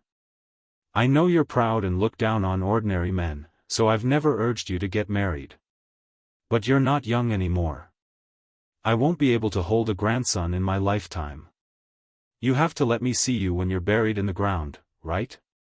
Be careful that Dad doesn't bother you in your dreams every day." At a time like this, Ning Zhongguo was still in the mood to joke. He even chuckled to himself. Ning Qiudong stared at her father blankly. Suddenly, she stood up from the chair as if she had been electrocuted. Then, she picked up her satchel and poured out everything in it. Then, she fell to the ground like a madwoman and threw out her things one by one. At this moment, Ning Qiudong looked like she was possessed. She kept muttering, "Pill. Pill." Finally, she found it.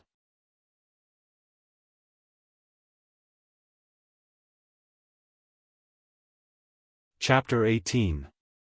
Ning Qiudong trembled as she picked up the small bottle. It was a very ordinary plastic bottle, just like the plastic bottle used to store medicine in a typical household.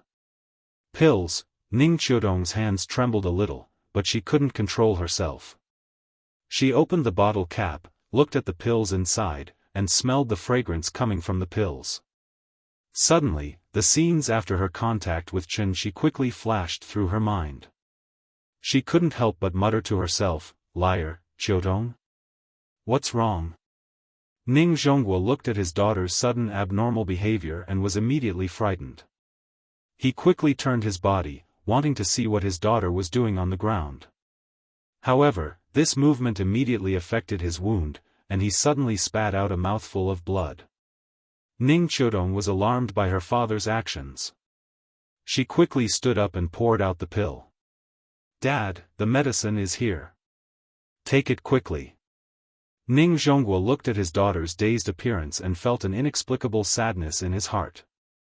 If he really didn't live past today, how big of a blow would it be to his daughter? Looking at her current behavior, how was it any different from going crazy? Thinking of this, Ning Zhongguo couldn't help but smile bitterly. Then, under his daughter's expectant gaze, he swallowed the pill. As long as it could make his daughter feel at ease, so what if it was arsenic? However, what Ning Zhongguo didn't expect was that after he swallowed the pill was like a mint candy. It turned into a clear stream in his body and flowed to every part of his body. Silently feeling the familiar taste, Ning Zhongguo instantly became a little excited. He was very familiar with this feeling. 3 years ago, when he just swallowed the life-prolonging pill, he also had this feeling. "Qiudong, where did this medicine come from?" Ning Zhongguo grabbed Ning Qiudong's hand and asked excitedly and nervously. "It's effective?" "Yes, it's the same feeling as when I took the life-prolonging pill 3 years ago." Ning Qiudong looked at her father with a face full of surprise. After seeing Ning Zhonghua nod affirmatively, she immediately said excitedly, "The medicine that the liar left behind is actually real." After saying that, she was stunned. Liar. That liar who kept saying that he could save her father had already been chased away by her. Thinking of this, Ning Qiudong couldn't help but feel anxious and angry. She hated herself. Why couldn't she trust that person a little? Even if it was just a little, father wouldn't have to suffer like this now. No. He had to find him and apologize to him face to face. Thinking of this, Ning Qiudong immediately looked at Ning Zhonghua and said, "Dad, I'll go and invite him back. Wait for me here." After that, she picked up Ning Zhonghua's phone and prepared to leave.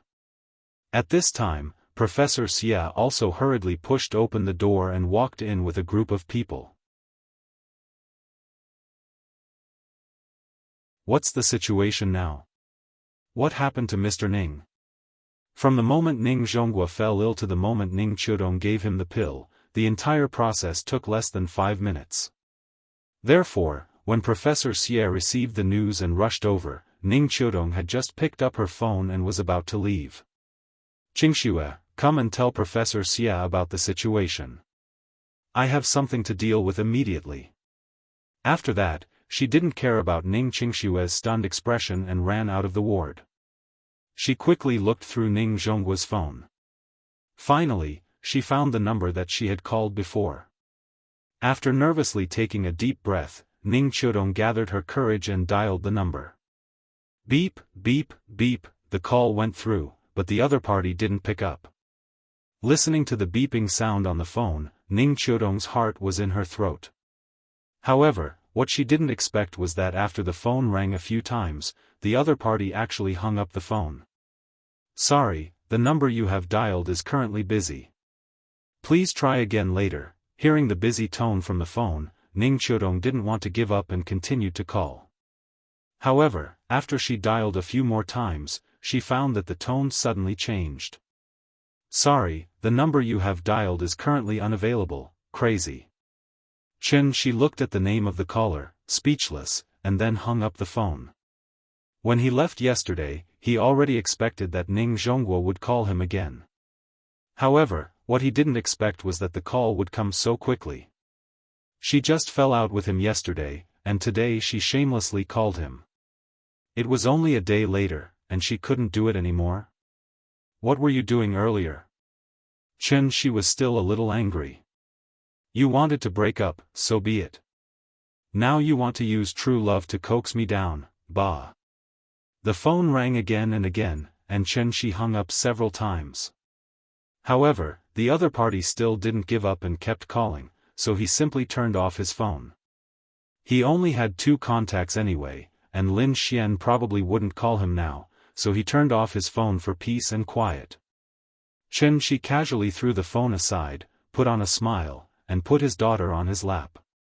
She stroked her little face and asked with a smile, "Nian, Daddy will teach you to memorize the 3-character classic now, okay?" "Okay." The little girl said sweetly. "Nian is so good." She happily taught his daughter to memorize the 3-character classic.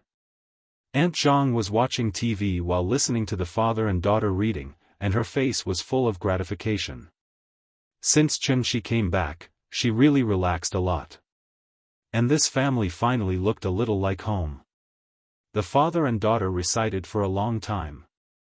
During the intermission, the little girl seemed to suddenly think of something, so she looked at Shi and asked in a childish voice, "Papa, other children have to go to kindergarten, why don't I go?" She was stunned. To be honest, he hadn't thought about this problem for the time being. Nian was only 4 years old, and she could only go to kindergarten in the middle class. She originally planned to wait until she was 5 years old before sending her to kindergarten in the upper class, so that it would be easier for her to adapt to the school atmosphere when she went to primary school. The 9-year compulsory education didn't include kindergarten. Most parents now sent their children to kindergarten when they were 2 or 3 years old because they didn't have time to take care of their children. But Xianxia wasn't in this situation. He was an unemployed vagrant, and he hadn't been with the little girl at all in the past few years. Now, of course, he wanted to accompany the little girl all day. After all, if conditions permitted, it was best to take care of his own children. Thinking of this, Xianxia couldn't help but lower his head, looked at the little girl and asked, "Nian, do you want to go to kindergarten?" "Yes." Xiaoyu and the others said that kindergarten is fun. "Then will you be afraid when you go there?" "No. With Xiaoyu with me, I won't be afraid." Hearing this, Xianxia couldn't help but touch his chin with some doubts. Why other children were afraid of going to kindergarten, but his own family wanted to go to kindergarten? There was something fishy, however, since the little girl said that she wanted to go to kindergarten. As a father, he naturally couldn't refuse. So, Xianxia touched the little girl's head and said with a smile, "Well, Papa will send you to kindergarten in a few days, okay?" "Okay. Papa is the best." After that, the little girl kissed Xianxia, which immediately made Xianxia laugh. However, as he smiled, his smile turned into a bitter smile. Kindergarten tuition was not cheap now.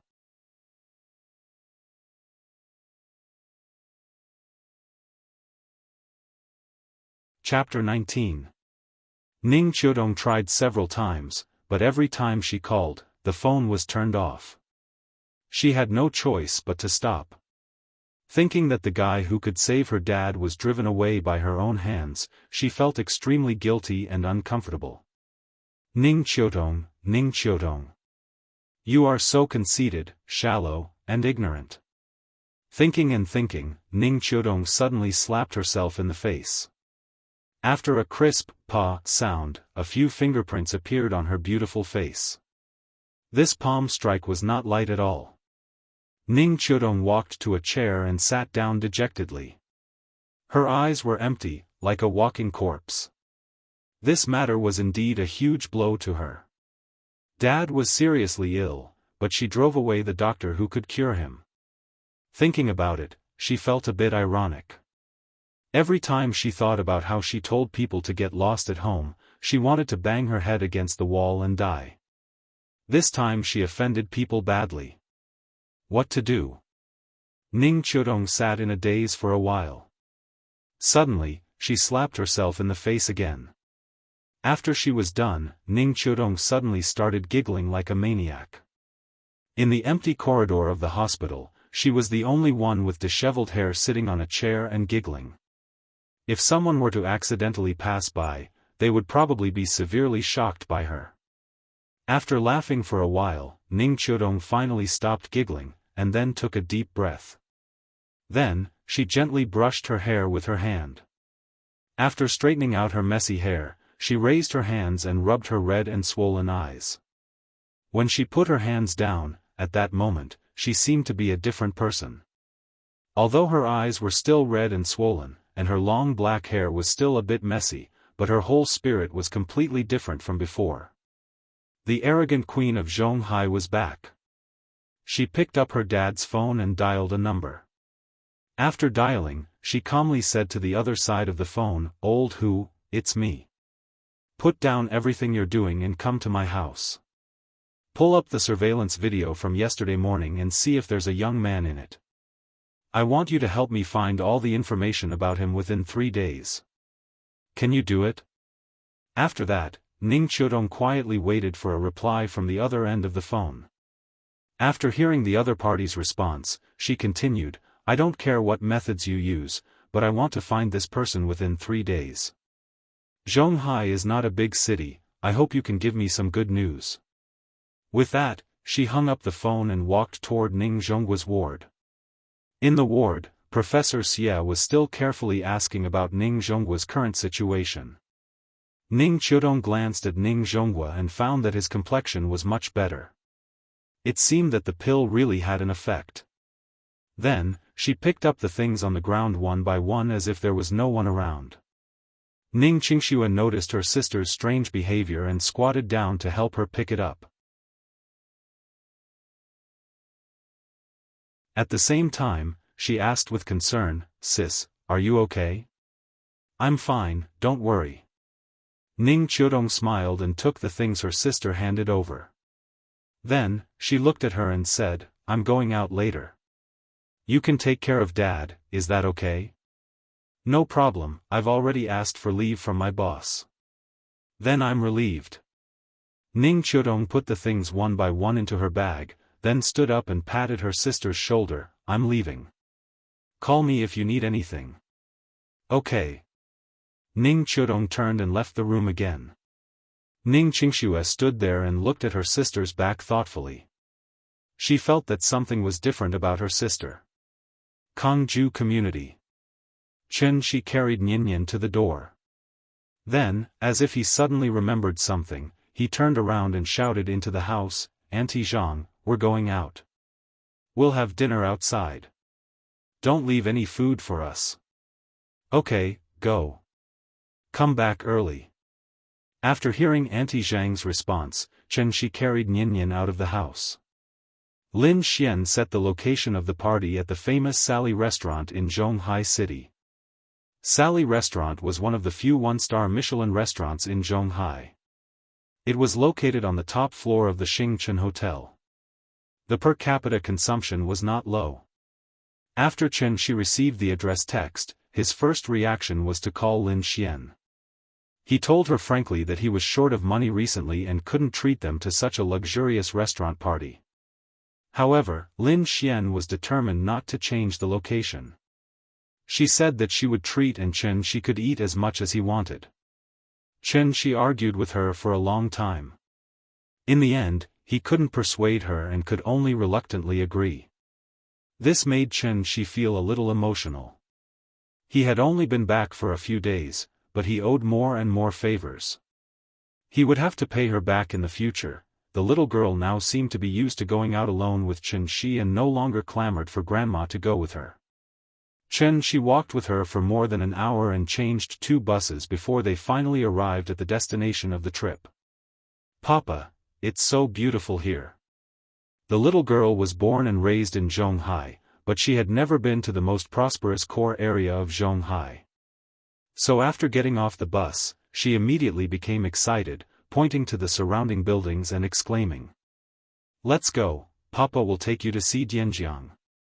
Dianjiang was a landmark river in Zhonghai. It flowed through the downtown area of Zhonghai and was the last tributary of the Yangtze River before it merged into the East China Sea. The so-called Dianjiang was actually looking at the modern buildings on both sides of Dianjiang. Xingchen Hotel was on the edge of Dianjiang.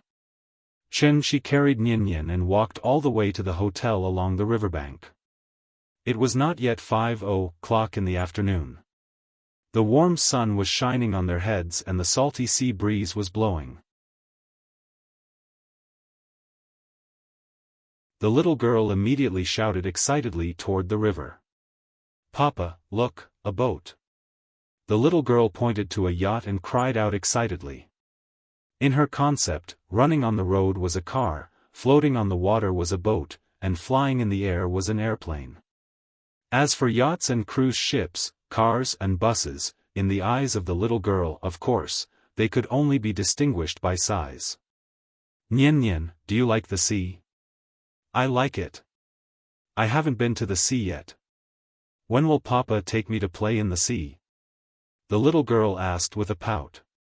"When you grow up, Papa will take you to play in the sea."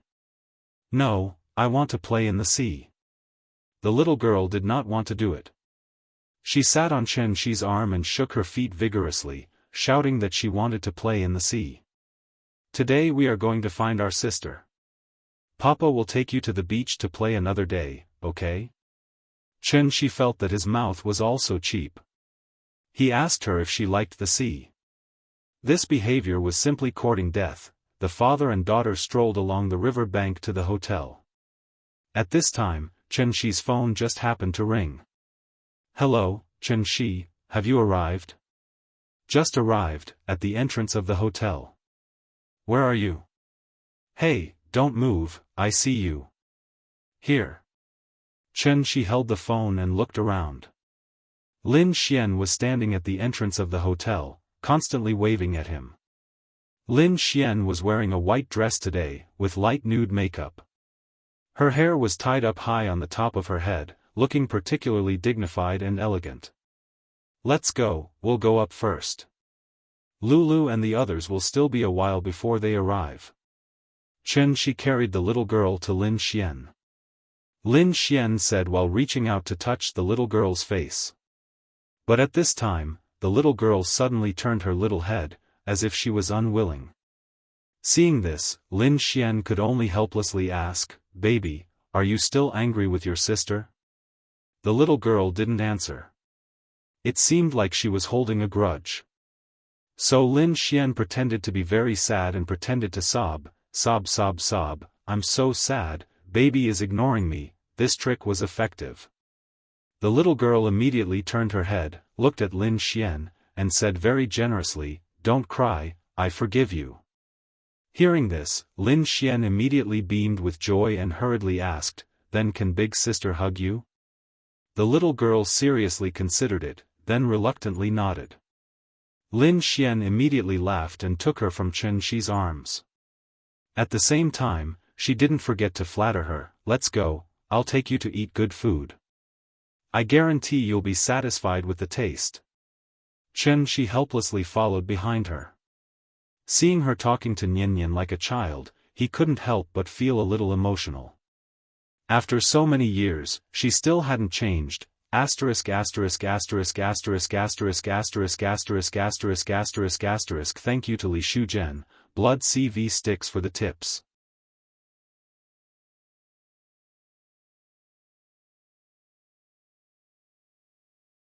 Chapter 20. After entering the door, Lin Xian took the father and daughter straight to the restaurant.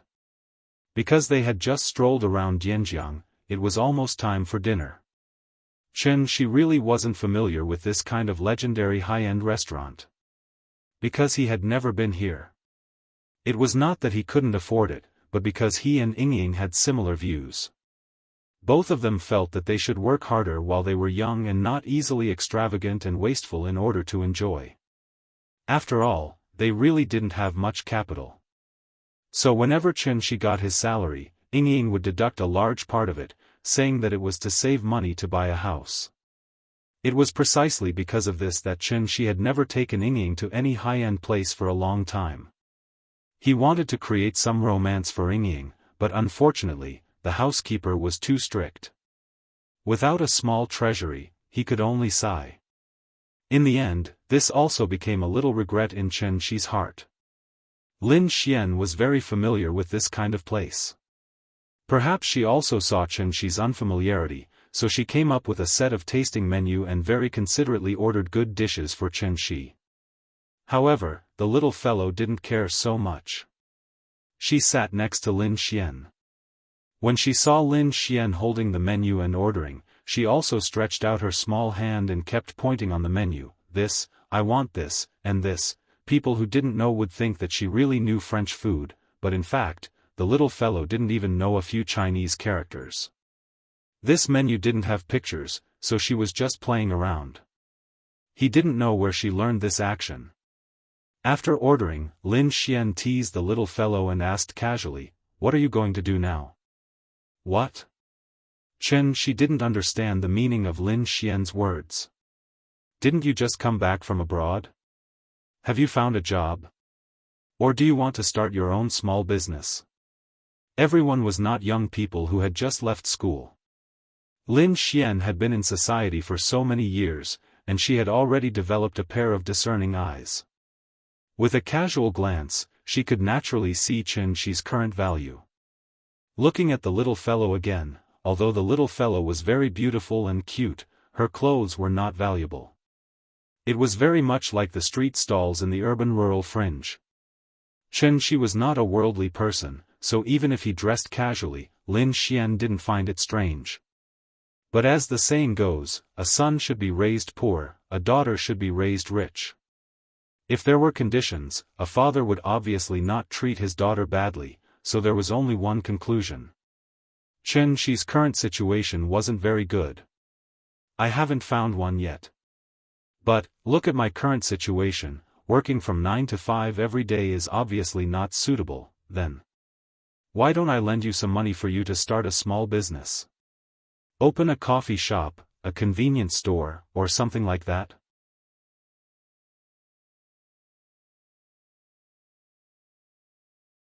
The two of them often met for afternoon tea, so Lin Xian still couldn't figure out why a goddess would play with a crazy woman.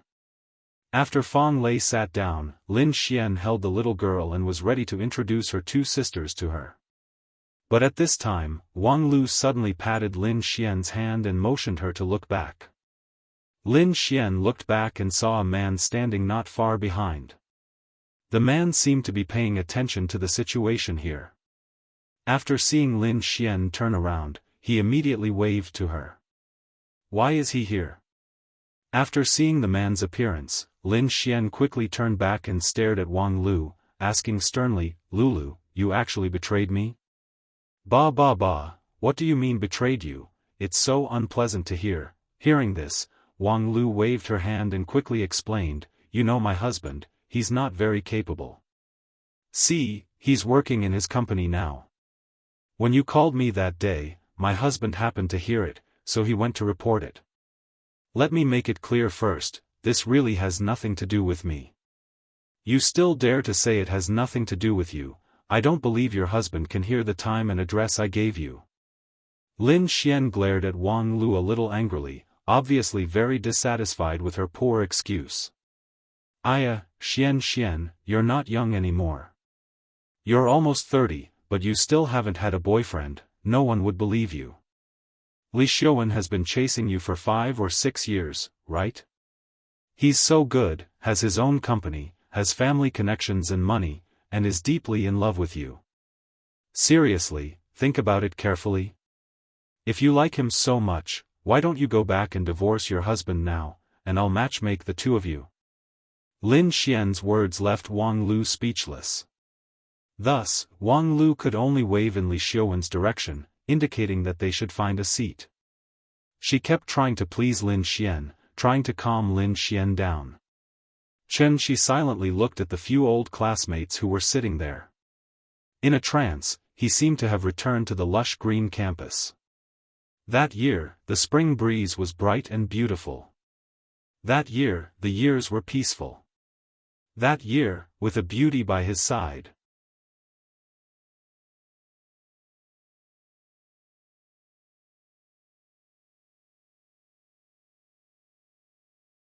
At this time, Fang Lei also shook her head and said, Ying isn't that kind of person. I guess she must have something to do at home, so she left temporarily. But it does seem like she has been gone for a little too long. Nonsense, the child is already so big. Wang Lu rolled her eyes at Fang Lei, then cut a small piece of mutton and fed it to the little girl. Recently, she was also considering whether to have a baby. After seeing how cute the little girl was, she directly grabbed the little girl into her arms and said that she would have a daughter in the future. She ate silently. Although the food was delicious, he felt that it tasted like chewing wax. Thinking about it, with Ying's indifferent personality, it was already good enough that she would call them when she had nothing to do. Why would she tell them about her plans? No one had seen Ying, and no one knew where she went. Thinking of this, she felt a little annoyed. Tianxian domain was so far away, but he could still rush back. He didn't believe that he couldn't find someone on such a small planet. The few of them chatted for a while. Seeing that Ying's matter could not be discussed further, Wang Lu changed the topic and said carefully, Xian, no matter what, Li Xiaowen is an old friend of ours. Why don't we ask him to join us at the table? Hearing this, Lin Xian immediately put down the cutlery. Just when she was about to flare up, Wang Lu quickly said, You said he was very annoying, but look at him running all the way here. He didn't even dare to come over and say hello when you didn't nod. He has already given you enough face. He is a big boss of a listed company. It's not good for him to be ignored by you like this. We should still be polite.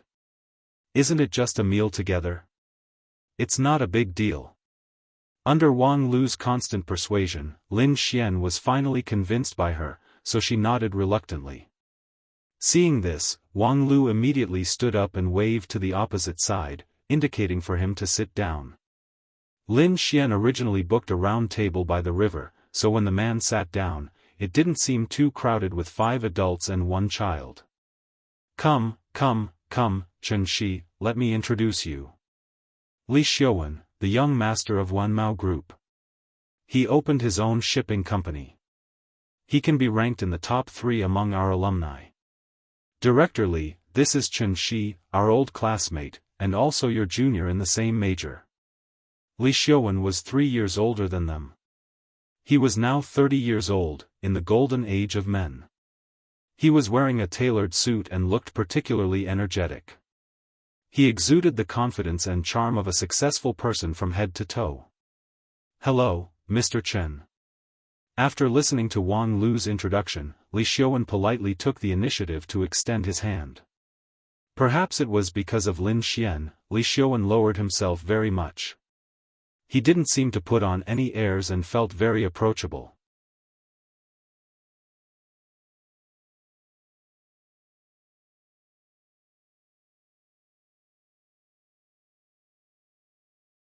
Chapter 22. Li Xiuwen sat down, and the atmosphere cooled down a lot with his arrival.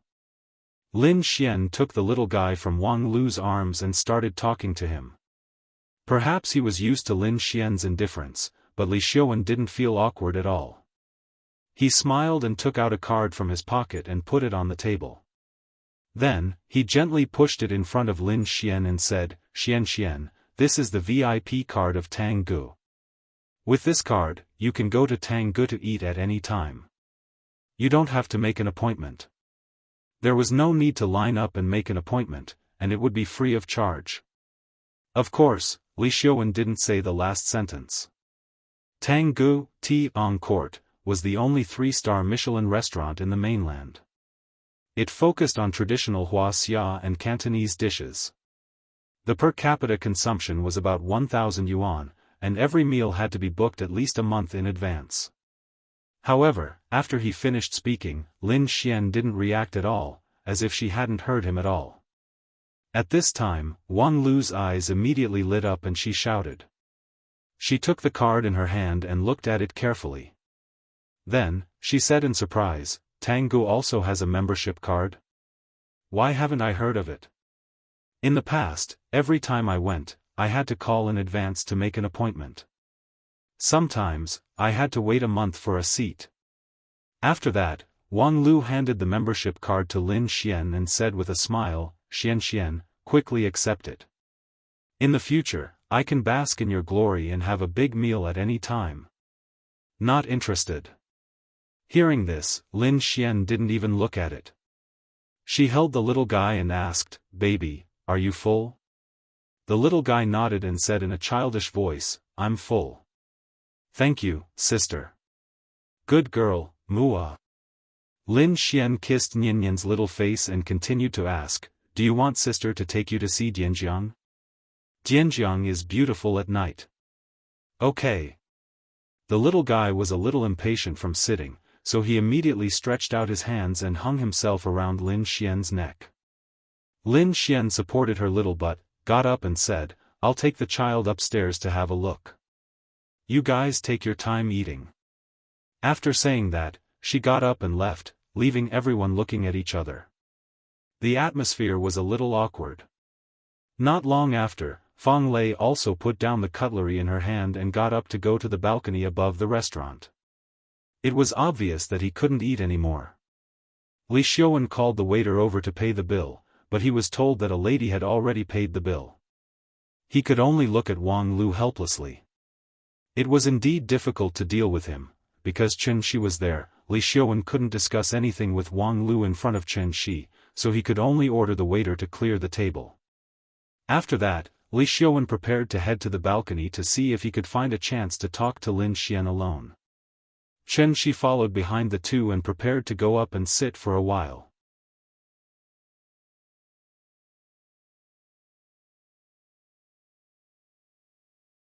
Not counting labor and transportation costs, the cost of rose petals alone was more than 500,000 yuan. This shocking courtship from a college student also caused a sensation in the country. It was a pity that this earth-shattering romantic courtship ended with the indifferent rejection of the heroine.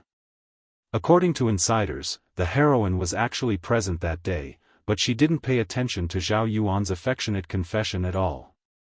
Instead, she kissed another boy affectionately in front of everyone. To be honest, even if Qianxi recalled the scene at the time, it seemed that he could deeply understand Zhao Yuan's embarrassment at the time. Hitting people didn't hit their faces, but the heroine's behavior was like hitting someone in the face after slapping them. Later, Qianxi and Yingying talked about this matter. Yingying's words at the time immediately made Qianxi deeply understand the heroine's behavior was correct. She clearly knew that she had a boyfriend, but she still put on such a big show and called so many people to support her. You say, if the girl agreed at the time, what kind of experience would the girl's boyfriend have? Why don't I give you a chance to experience this feeling? That's right, the heroine was Yingying. Zhao Yuan took a deep look at Qianxi. Although this matter had passed for many years, it had already become the biggest shadow in his life. When he saw the little girl in Qianxi's arms, he immediately asked with a smile, "Is this your daughter?" "Yes, isn't she cute?" "Come, Nian Nian, call uncle." Qianxi laughed and pointed to Zhao Yuan as he spoke to the little girl. The little girl was very obedient and immediately called out in a sweet voice, "Uncle." Hearing this, Zhao Yuan's expression froze, and the muscles on his face appeared very stiff. Lin Xian glared fiercely at Wang Lu. Only then did Wang Lu stand behind everyone and silently make an apology with her hands. Back then, her relationship with the other three people in the dormitory was not as good as it was now. When it happened, she was not present, so her impression of this matter was not very deep. If she had remembered it earlier, she would not have brought Zhao Yuan here even if she was beaten to death.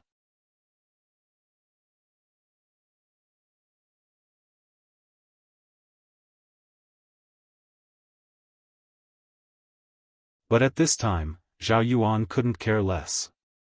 He had been suppressing his anger for a long time.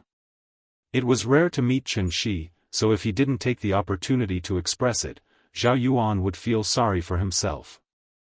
So, he half lay on the sofa, tilted his head and looked at Qianxi, who was about to leave, and said loudly to himself, "Hey, what do you think is the reason for a man to stay at home all day to take care of a child?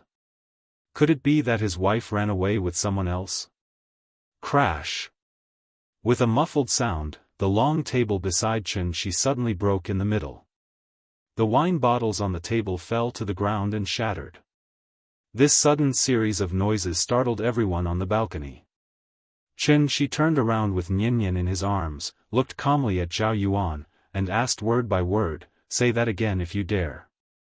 At that moment, Zhao Yuan felt as if he had fallen into an ice cellar. The warm sea breeze that kept blowing from the surface of the sea seemed to have suddenly turned into a bone-piercing evil wind. It immediately gave him goosebumps, and every hair on his body stood on end. Li Xiuan was also someone who had seen big scenes. When he saw that the situation was not right, he immediately stood in front of Qianxi and tried to smooth things over. "Zhao Yuan drank too much and is talking nonsense. Brother Qianxi, don't lower yourself to his level." However, Qianxi didn't pay any attention to him. She just quietly looked at Zhao Yuan behind him. Under Qianxi's gaze, Zhao Yuan slowly stood up. Then, he suddenly spread out his hands and shrugged his shoulders. He looked at Qianxi with a sneer and asked, "Actually, I'm really curious. Why did Qin Ruoying fall in love with a good-for-nothing like you?" After he finished speaking, Qianxi moved. Li Xiuan only saw a blur in front of his eyes, and Qianxi's figure suddenly disappeared in front of him. Bang! When he looked back, Zhao Yuan's entire body was like a tattered rag doll, flying through the air. After flying for a full 2 to 3 meters, Zhao Yuan's body crashed heavily on the railing. If the railing was not made of stainless steel and tempered glass, he would probably have fallen downstairs and become minced meat. Li Xiuwen looked at the scene in front of him in shock. He stared blankly as Zhao Yuan slid down the railing like a pile of mud, and then sat on the ground, paralyzed. Zhao Yuan's head drooped powerlessly, and blood kept seeping out of the corner of his mouth. From the looks of it, he was probably more out of breath than in. A chill suddenly surged from the soles of his feet to the top of his head. Was this, still human? He quickly ran to Zhao Yuan's side.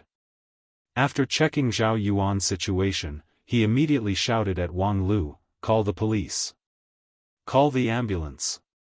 Chen Shi, let's go, let's go." Lin Xian looked at the scene in front of her and was also stunned. The moment Li Xiuwen shouted to call the police, Lin Xian finally came back to her senses. She grabbed Chen Shi's arm and dragged Chen Shi out. "Don't be afraid, it's okay." However, at this time, Chen Shi gently shook his head.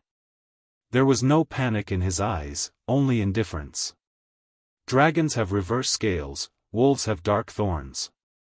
Kill if you look at it, kill if you touch it. Qin Ruoying. These 3 words were his reverse scale. Zhao Yuan could freely insult him and belittle him, because Chen Shi did not care at all. After all, who would be bored enough to bicker with an ant? However, Zhao Yuan's mistake was that he should not have mentioned the 3 words Qin Ruoying. Qin Ruoying, Qin Ruoying. Only when you are drunk can you know how strong the wine is. Only when you love can you know how heavy it is. It was not easy to come back. Originally, he wanted to peacefully live the life of an ordinary person and wait for the day to reunite with his daughter. However, he did not expect that someone would jump out to disturb them. Thinking of this, Chen Shi could not help but look at his daughter in his arms, only to find that her little head was buried in his shoulder and she had already fallen asleep. She had been outside for too long today, and the little girl's energy was used up.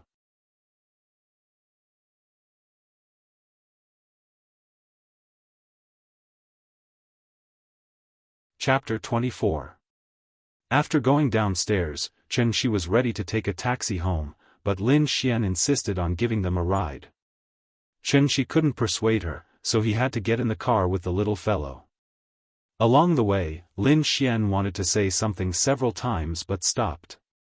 Seeing her anxious look, Chen Shi asked with a smile, "What's wrong?" "I'm sorry. I didn't know things would turn out like this. If I had known, I wouldn't have asked Lulu to come." "It's okay. Didn't she apologize to you?" "It's just a coincidence. No one expected us to meet Zhao Yuan here." Lin Xian was silent for a moment, then asked with some worry, "Zhao Yuan, he will be okay?"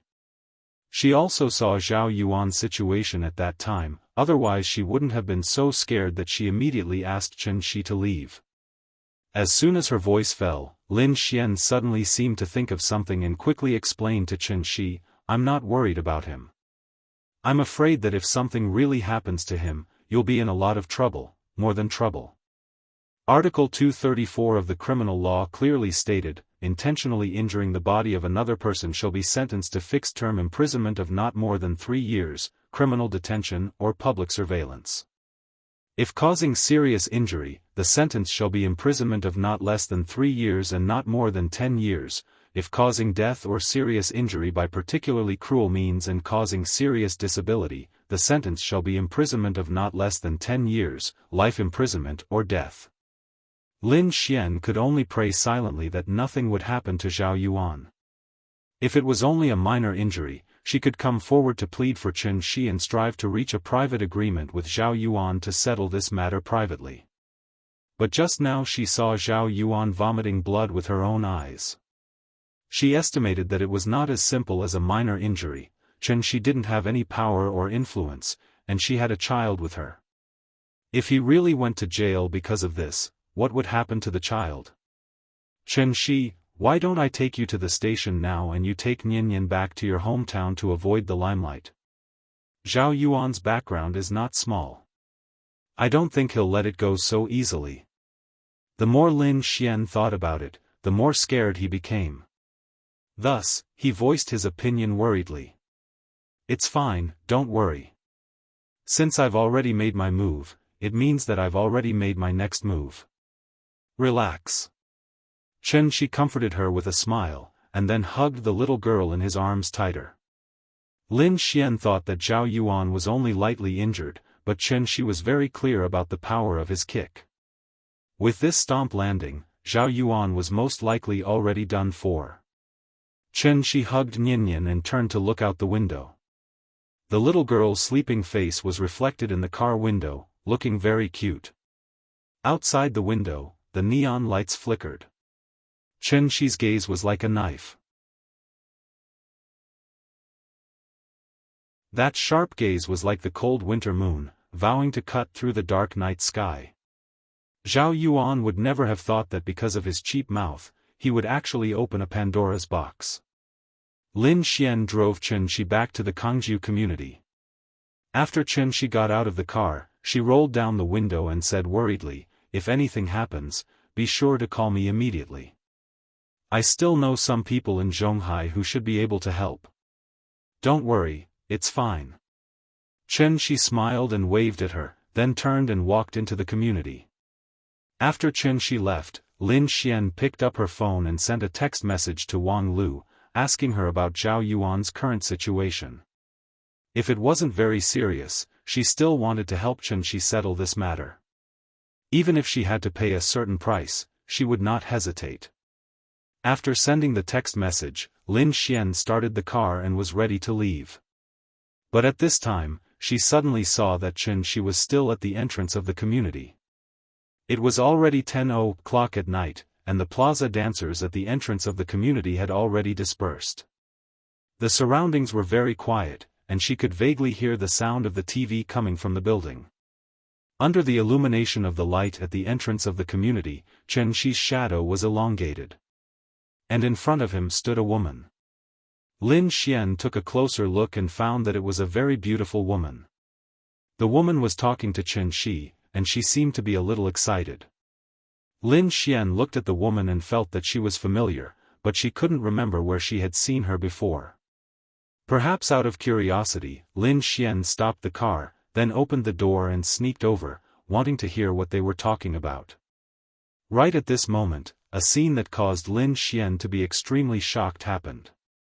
Chen Shi carried Ninian to the entrance of the community. At this time, a woman appeared. She had been waiting here for a long time. The moment she saw Chen Shi appear, she immediately stood up from the chair excitedly, then quickly walked in front of Chen Shi and reached out to stop him. Hearing the familiar tap-tap sound, Chen Shi didn't even need to look to know who it was. Ning Qiudong seemed to always have that arrogant look on her face. A graceful and luxurious black dress, sharp high-heeled shoes, exquisite makeup, and expensive accessories, even in a first-year international city like Zhonghai, she was still the queen who stood proudly above the clouds. Although she had waited for 3 hours in front of the entrance of the community, just to see Chen Shi. But the moment she saw Chen Shi, Ning Qiudong still raised her chin proudly as usual. "Mr. Chen, I want to talk to you." Perhaps because Ning Zhongguo wasn't here, Ning Qiudong finally showed her other side without reservation. This side of her wouldn't act coquettishly, cry, or lower her head. Therefore, she was here to negotiate with Chen Shi. This woman was about one.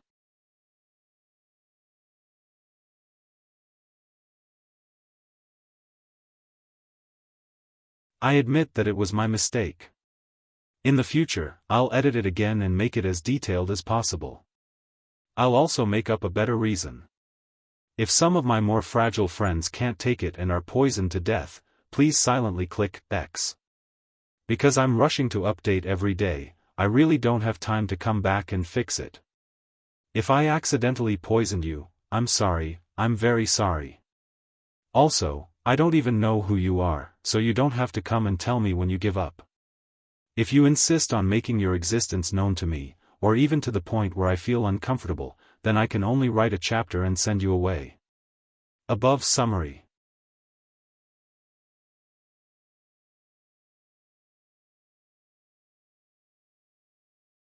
Chapter 25. Outside Kongju Community. Ning Qiudong suddenly knelt in front of Chen Shi. Her sudden action not only shocked Lin Xian, who was peeking at them, but it also made Chen Shi feel a little strange. Like many second-generation heirs, this woman came from an outstanding family. She was born under the shadow of her parents.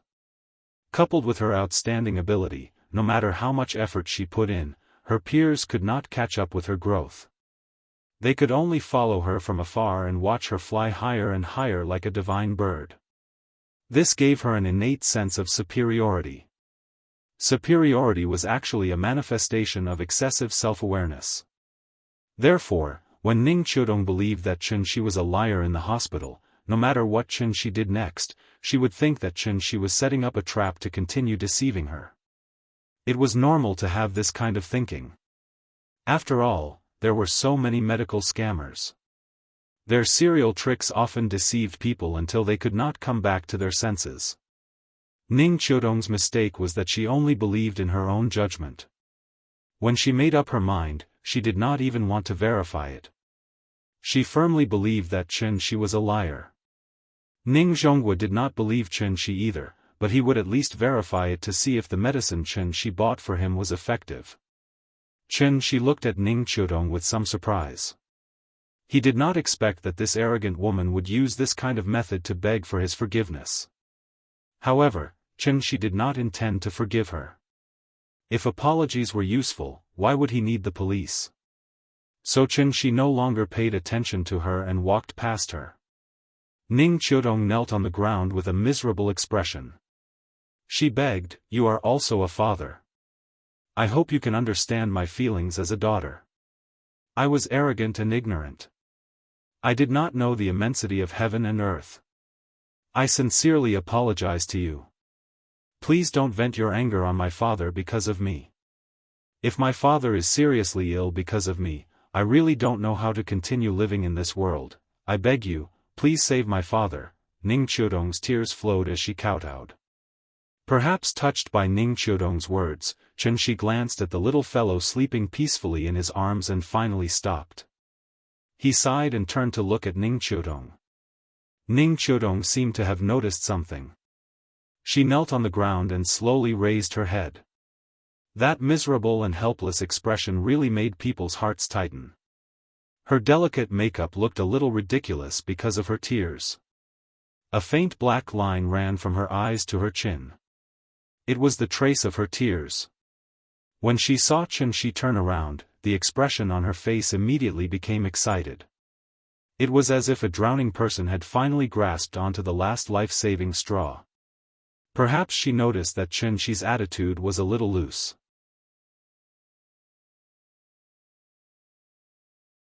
She knelt on the ground and struggled to move forward a step or two with her knees. She slightly raised her tear-stained face and wanted to say something that could move Chen Shi. She moved her mouth, but after struggling for a while, she still swallowed the words that had already come to her mouth. Then, she bowed her head again. Because she knew that actions were always easier to move people's hearts than words. "Get up." Looking at the filial woman in front of him who would rather give up her self-esteem to save her father's life, Chen Shi finally softened. "I will cure your father's illness." Chen Shi gave an affirmative answer. However, when Ning Qiudong heard Chen Shi's promise, she still stared blankly at Chen Shi. Her expression looked a little stupefied. It seemed that she was not as excited and happy as expected. In the next second, she burst into tears. She knelt on the ground and covered her face with her hands. Suddenly, she burst into tears like a child. Because the movement was too loud, several people in the nearby units even opened their windows to see what was happening outside. Chen Shi did not know what was going on in her heart, so he did not know what was going on with this woman. At this time, the little girl was also awakened. She rubbed her eyes with her small hands and stretched in her father's arms. Then, her attention was attracted by Ning Qiudong's crying. The little girl quickly signaled Chen Shi to put her down. After Chen Shi bent down and put her on the ground, the little girl ran directly to Ning Qiudong's side. Then, she patted her shoulder with her small hands and said very sensibly, "Sister, don't cry. Grandma said that girls don't look good when they cry too much." Perhaps the little girl's comfort was effective. Ning Chudong gradually stopped crying. She wiped her tears with her hand. In her tearful eyes, she vaguely saw the appearance of the little girl. The little girl walked up to her and suddenly reached out to hold her head. Then, like a little adult, she comforted her sweetly, "Sister, don't cry. Nian Nian will play with you." "Thank you." Ning Chudong hugged Nian Nian's small body. Although she was still sobbing, there was finally a smile on her face that had not been seen for a long time. Ning Chudong left. After receiving Chen Shi's affirmative answer, she could finally unload the shackles in her heart that made her suffer because of guilt. "Papa, why is that sister crying?" "Maybe because she misses Papa." Chen Shi walked in the quiet community with the little girl in his arms. After hearing Chen Shi's answer, the little girl immediately kissed Chen Shi's side face. Then she hugged Chen Shi tightly with her small hands and muttered, "Sister is so pitiful. She misses Papa, but Papa is not around." Hearing this, Chen Shi could not help but be stunned. He looked at the little girl and asked seriously, "Did Nian Nian cry when she missed Papa before?" "No." The little girl wrinkled her little face and made a face.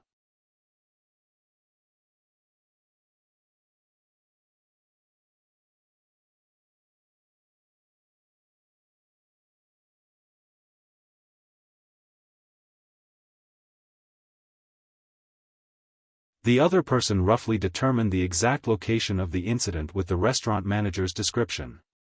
The two of them carefully looked at the scene and recorded a video before preparing to leave. At this time, the restaurant manager asked worriedly, "Officer, that person yesterday. Is he okay?" Sally Restaurant was also one of the few Michelin one-star restaurants in Zhonghai City. They couldn't ruin their reputation because of this sudden bad incident. "Not dead yet," one of the men in black suit said coldly.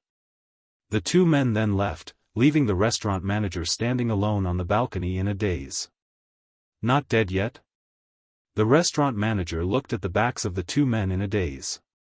After pondering for a while, he suddenly realized and then said to himself with a frightened face, "Not dead yet?" Chen Shi didn't go out today. Instead, he stayed at home to read books with the little fellow all morning. During this period, Lin Xian and Ning Chudong called him separately. Lin Xian had confirmed Zhao Yuan's situation. It was said that Zhao Yuan was seriously injured and had one foot in the door of hell. Thanks to the Zhao family's wide network, they invited an attending doctor to perform the operation on Zhao Yuan overnight, which pulled him back from the door of hell in time. However, although his life was saved, he was still in a coma and didn't know when he would wake up. Lin Xian was very worried that Chen Shi would be arrested by the police, so she kept persuading Chen Shi to leave Zhonghai and go to other places to avoid the limelight. After all, Zhao Yuan wasn't dead yet. There was an essential difference between intentional injury and intentional homicide. As long as Chen Shi wasn't caught by the police, when Zhao Yuan recovered, maybe she could think of a way to settle it privately with Zhao Yuan. It could be seen that Lin Xian was really worried about this matter. Therefore, in order to reassure her, Chen Shi pretended to agree to her proposal and said that he would leave with Nian Nian later. Lin Xian was relieved, and then told Chen Shi a few words. No matter what difficulties Chen Shi encountered, he should call her immediately. After putting down the phone, Chen Shi's mood was really a bit complicated. He didn't regret that he was too heavy-handed, but regretted that his behavior last night was really too impulsive. Perhaps it was because he had been in the Tianxian world for too long, killing decisively had gradually become an instinct. So when Zhao Yuan provoked him again, and even mentioned the three words Qin Ruoying, he lost control on the spot and even had the intention to kill. Now that he thought about it, if he could have calmed down a little, left the terrace first, and waited until he had enough alibi, then took down Zhao Yuan without anyone knowing, naturally there wouldn't be any future troubles. It was like a primitive person suddenly came from a primitive society to a modern society. There were restrictions everywhere, and this feeling really made Xianxia a little uncomfortable. But then again, Zhao Yuan didn't die, which was a bit beyond Xianxia's expectations. The power of his kick was no less than that of a car crashing into the ground. Should he finish him off? Xianxia taught the little guy to read while seriously thinking about this problem. Not long after he hung up the phone with Lin Xian, Ning Qiudong also called. Although Ning Zhongguo's condition had improved after taking the pill, Ning Qiudong's heart was still hanging in the air as long as he didn't recover. So she begged Xianxia to start treatment as soon as possible. Xianxia thought about it. The police could come to the door at any time. Although it was impossible to catch him, it was very likely that it would scare Aunt Zhang. In order not to worry Aunt Zhang, Xianxia thought about it, and asked on the phone, "I injured someone yesterday, and he's seriously injured. He's still in critical condition, can you settle it?" Ning Qiudong was stunned for a moment, and quickly replied, "Can you tell me the details?"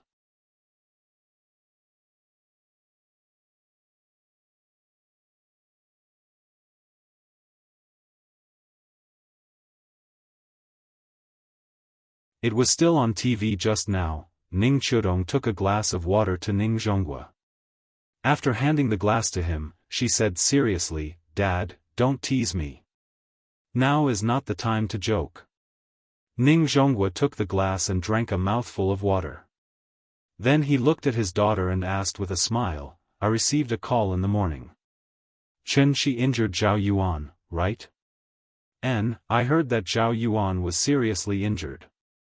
He hasn't left the safe period yet. You didn't ask him how he beat Zhao Yuan like this?" Ning Qiudong was stunned.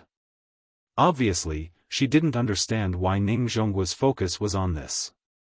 Seeing his daughter's blank face, Ning Zhongguo smiled and handed her the cup of water. Then, he said calmly, "Don't worry, old Zhao and I are old friends. He has 2 sons, and the younger one is a disappointment.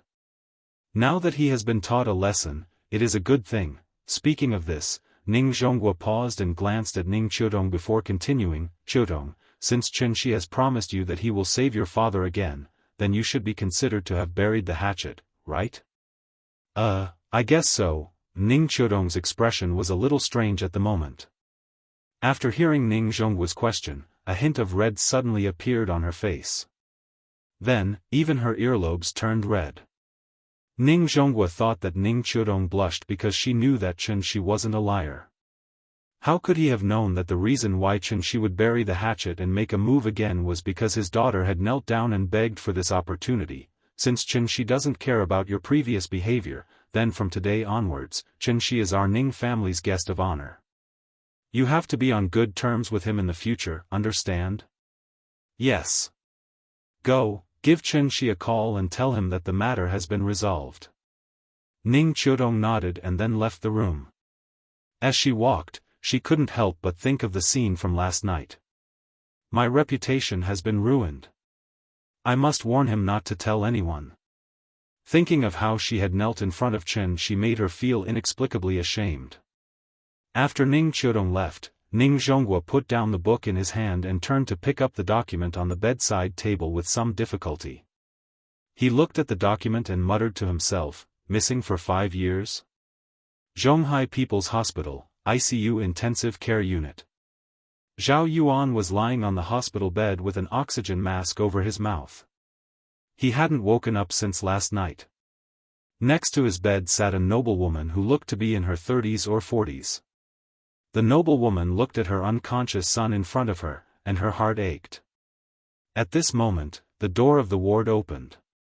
A man in a suit who looked to be in his 30s walked in and then reported to her in a low voice. After listening to the man's report, the noblewoman stood up abruptly. Then, with a look of disbelief, she said sternly, "What? Reconciliation?"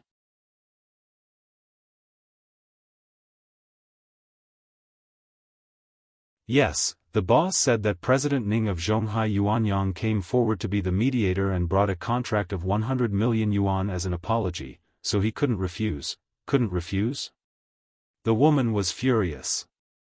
She waved her arm and pointed at Zhao Yuan, who was lying unconscious on the bed, and roared, his son had 8 of his ribs broken, and now he's still lying in bed, unable to wake up. A contract of 100 million yuan can buy his son's life? The man didn't dare to say anything else, so he stood aside with his head lowered.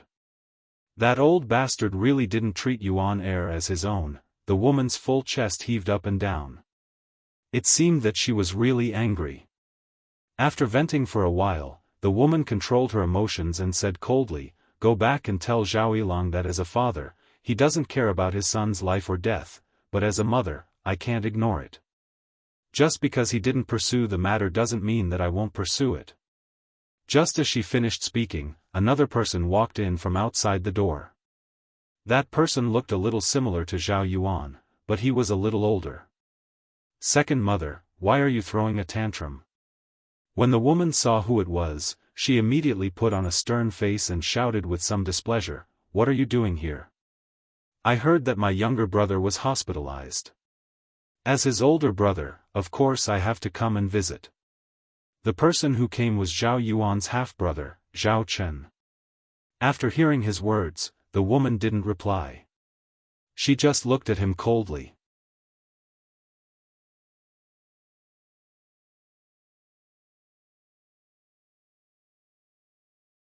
Chapter 28.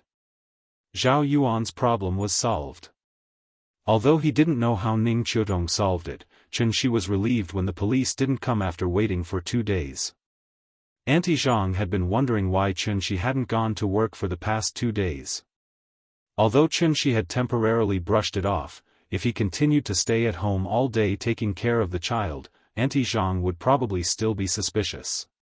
So, after some thought, Chen Shi contacted Ning Qiudong and prepared to start Ning Zhongguo's treatment, returning the favor at the same time. Early in the morning, the driver sent by Ning Qiudong was already waiting at the gate of the community. The little girl knew that Papa was going to work, so she imitated Aunt Zhang and said in a childish voice, "Papa, work hard and come back early in the evening. We'll wait for you for dinner. Nian Nian is so good. Give me a kiss." Chen Shi pointed to the side of his face. After the little girl kissed him, he went out of the door with satisfaction. After getting in the car, the driver took him directly to Jin City Villa. This time, the treatment he received was obviously different from the last time. As soon as the car stopped, Ning Qiudong had already opened the door for Chen Shi very politely. Perhaps she still felt a little awkward. When Chen Shi got out of the car and glanced at Ning Qiudong's face immediately blushed. "Mr. Chen, sorry to trouble you." Perhaps to cover up her embarrassment, Ning Qiudong slightly averted her eyes and didn't dare to look at Chen Shi. "It's okay."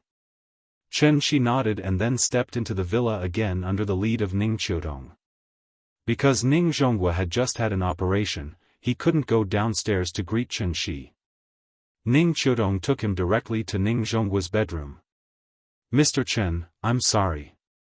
We were blind before. I hope you don't mind." As Ning Zhonghua spoke, he tried to sit up. However, when he moved, he pulled on the wounds on his body that had not yet healed. Immediately, his face turned pale and he could not help but let out a muffled groan. "Dad, don't move, I'll help you." Ning Qiudong quickly ran to Ning Zhongguo's side and helped him sit up in a hurry. "It's fine. You don't have to be so polite. After all, you guys did me a big favor." Chen Shi nodded and came to Ning Zhongguo's side. Then, he grabbed Ning Zhongguo's wrist.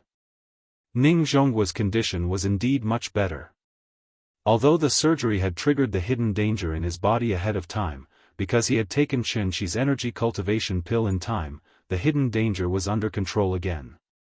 Therefore, Ning Zhongguo's current situation looked much better than before. "Qiudong, you go out first. Dad wants to talk to Mr. Chen alone." Just as Chen Shi was taking Ning Zhongguo's pulse, Ning Zhonghua suddenly asked Ning Qiudong to leave. Although she was a little confused, Ning Qiutong still walked out of the bedroom obediently after hesitating for a moment.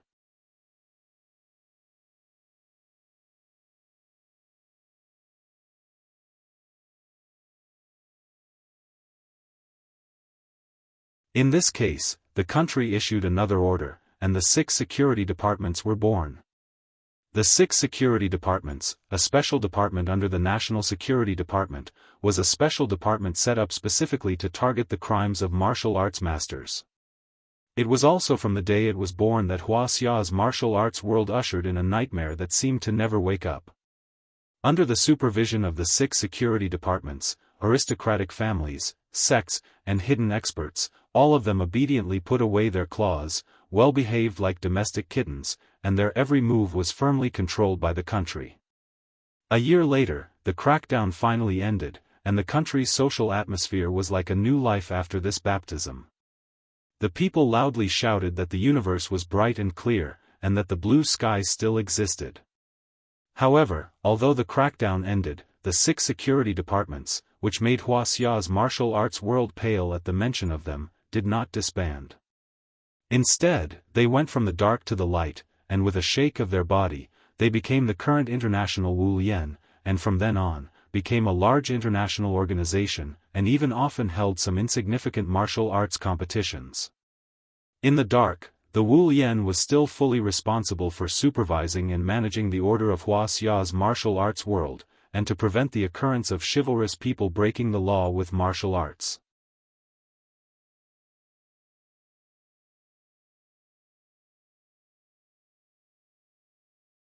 Chapter 29. Martial arts were divided into realms. The 3 known realms were obvious strength, inward strength, and transforming strength. Obvious strength was the first realm of martial arts. This realm focused on the external 3 combinations, namely, the combination of shoulders and crotch, the combination of elbows and knees, and the combination of hands and feet. The so-called external 3 combinations required a martial artist to learn to control his body perfectly. Once he punched, all the muscles and bones in his body would naturally cooperate with him, and he would be able to punch with the strongest force in his body. When a martial artist at the peak of obvious strength gathered all the strength in his body and punched, there would be a light, pop sound. This was not the sound of the body's joints, but the sound of the fist breaking through the air because it was too fast. It was like holding a wooden stick and waving it quickly in the air. The sound of the stick breaking through the air would also be heard. This was the martial art principle of the peak of obvious strength, where a sound could not be bought with money.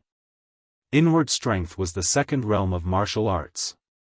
This realm focused on the internal 3 combinations, namely, the combination of heart and will, the combination of will and qi, and the combination of qi and strength. After a martial artist entered this realm, he would gradually learn to accumulate and control the true qi of martial arts.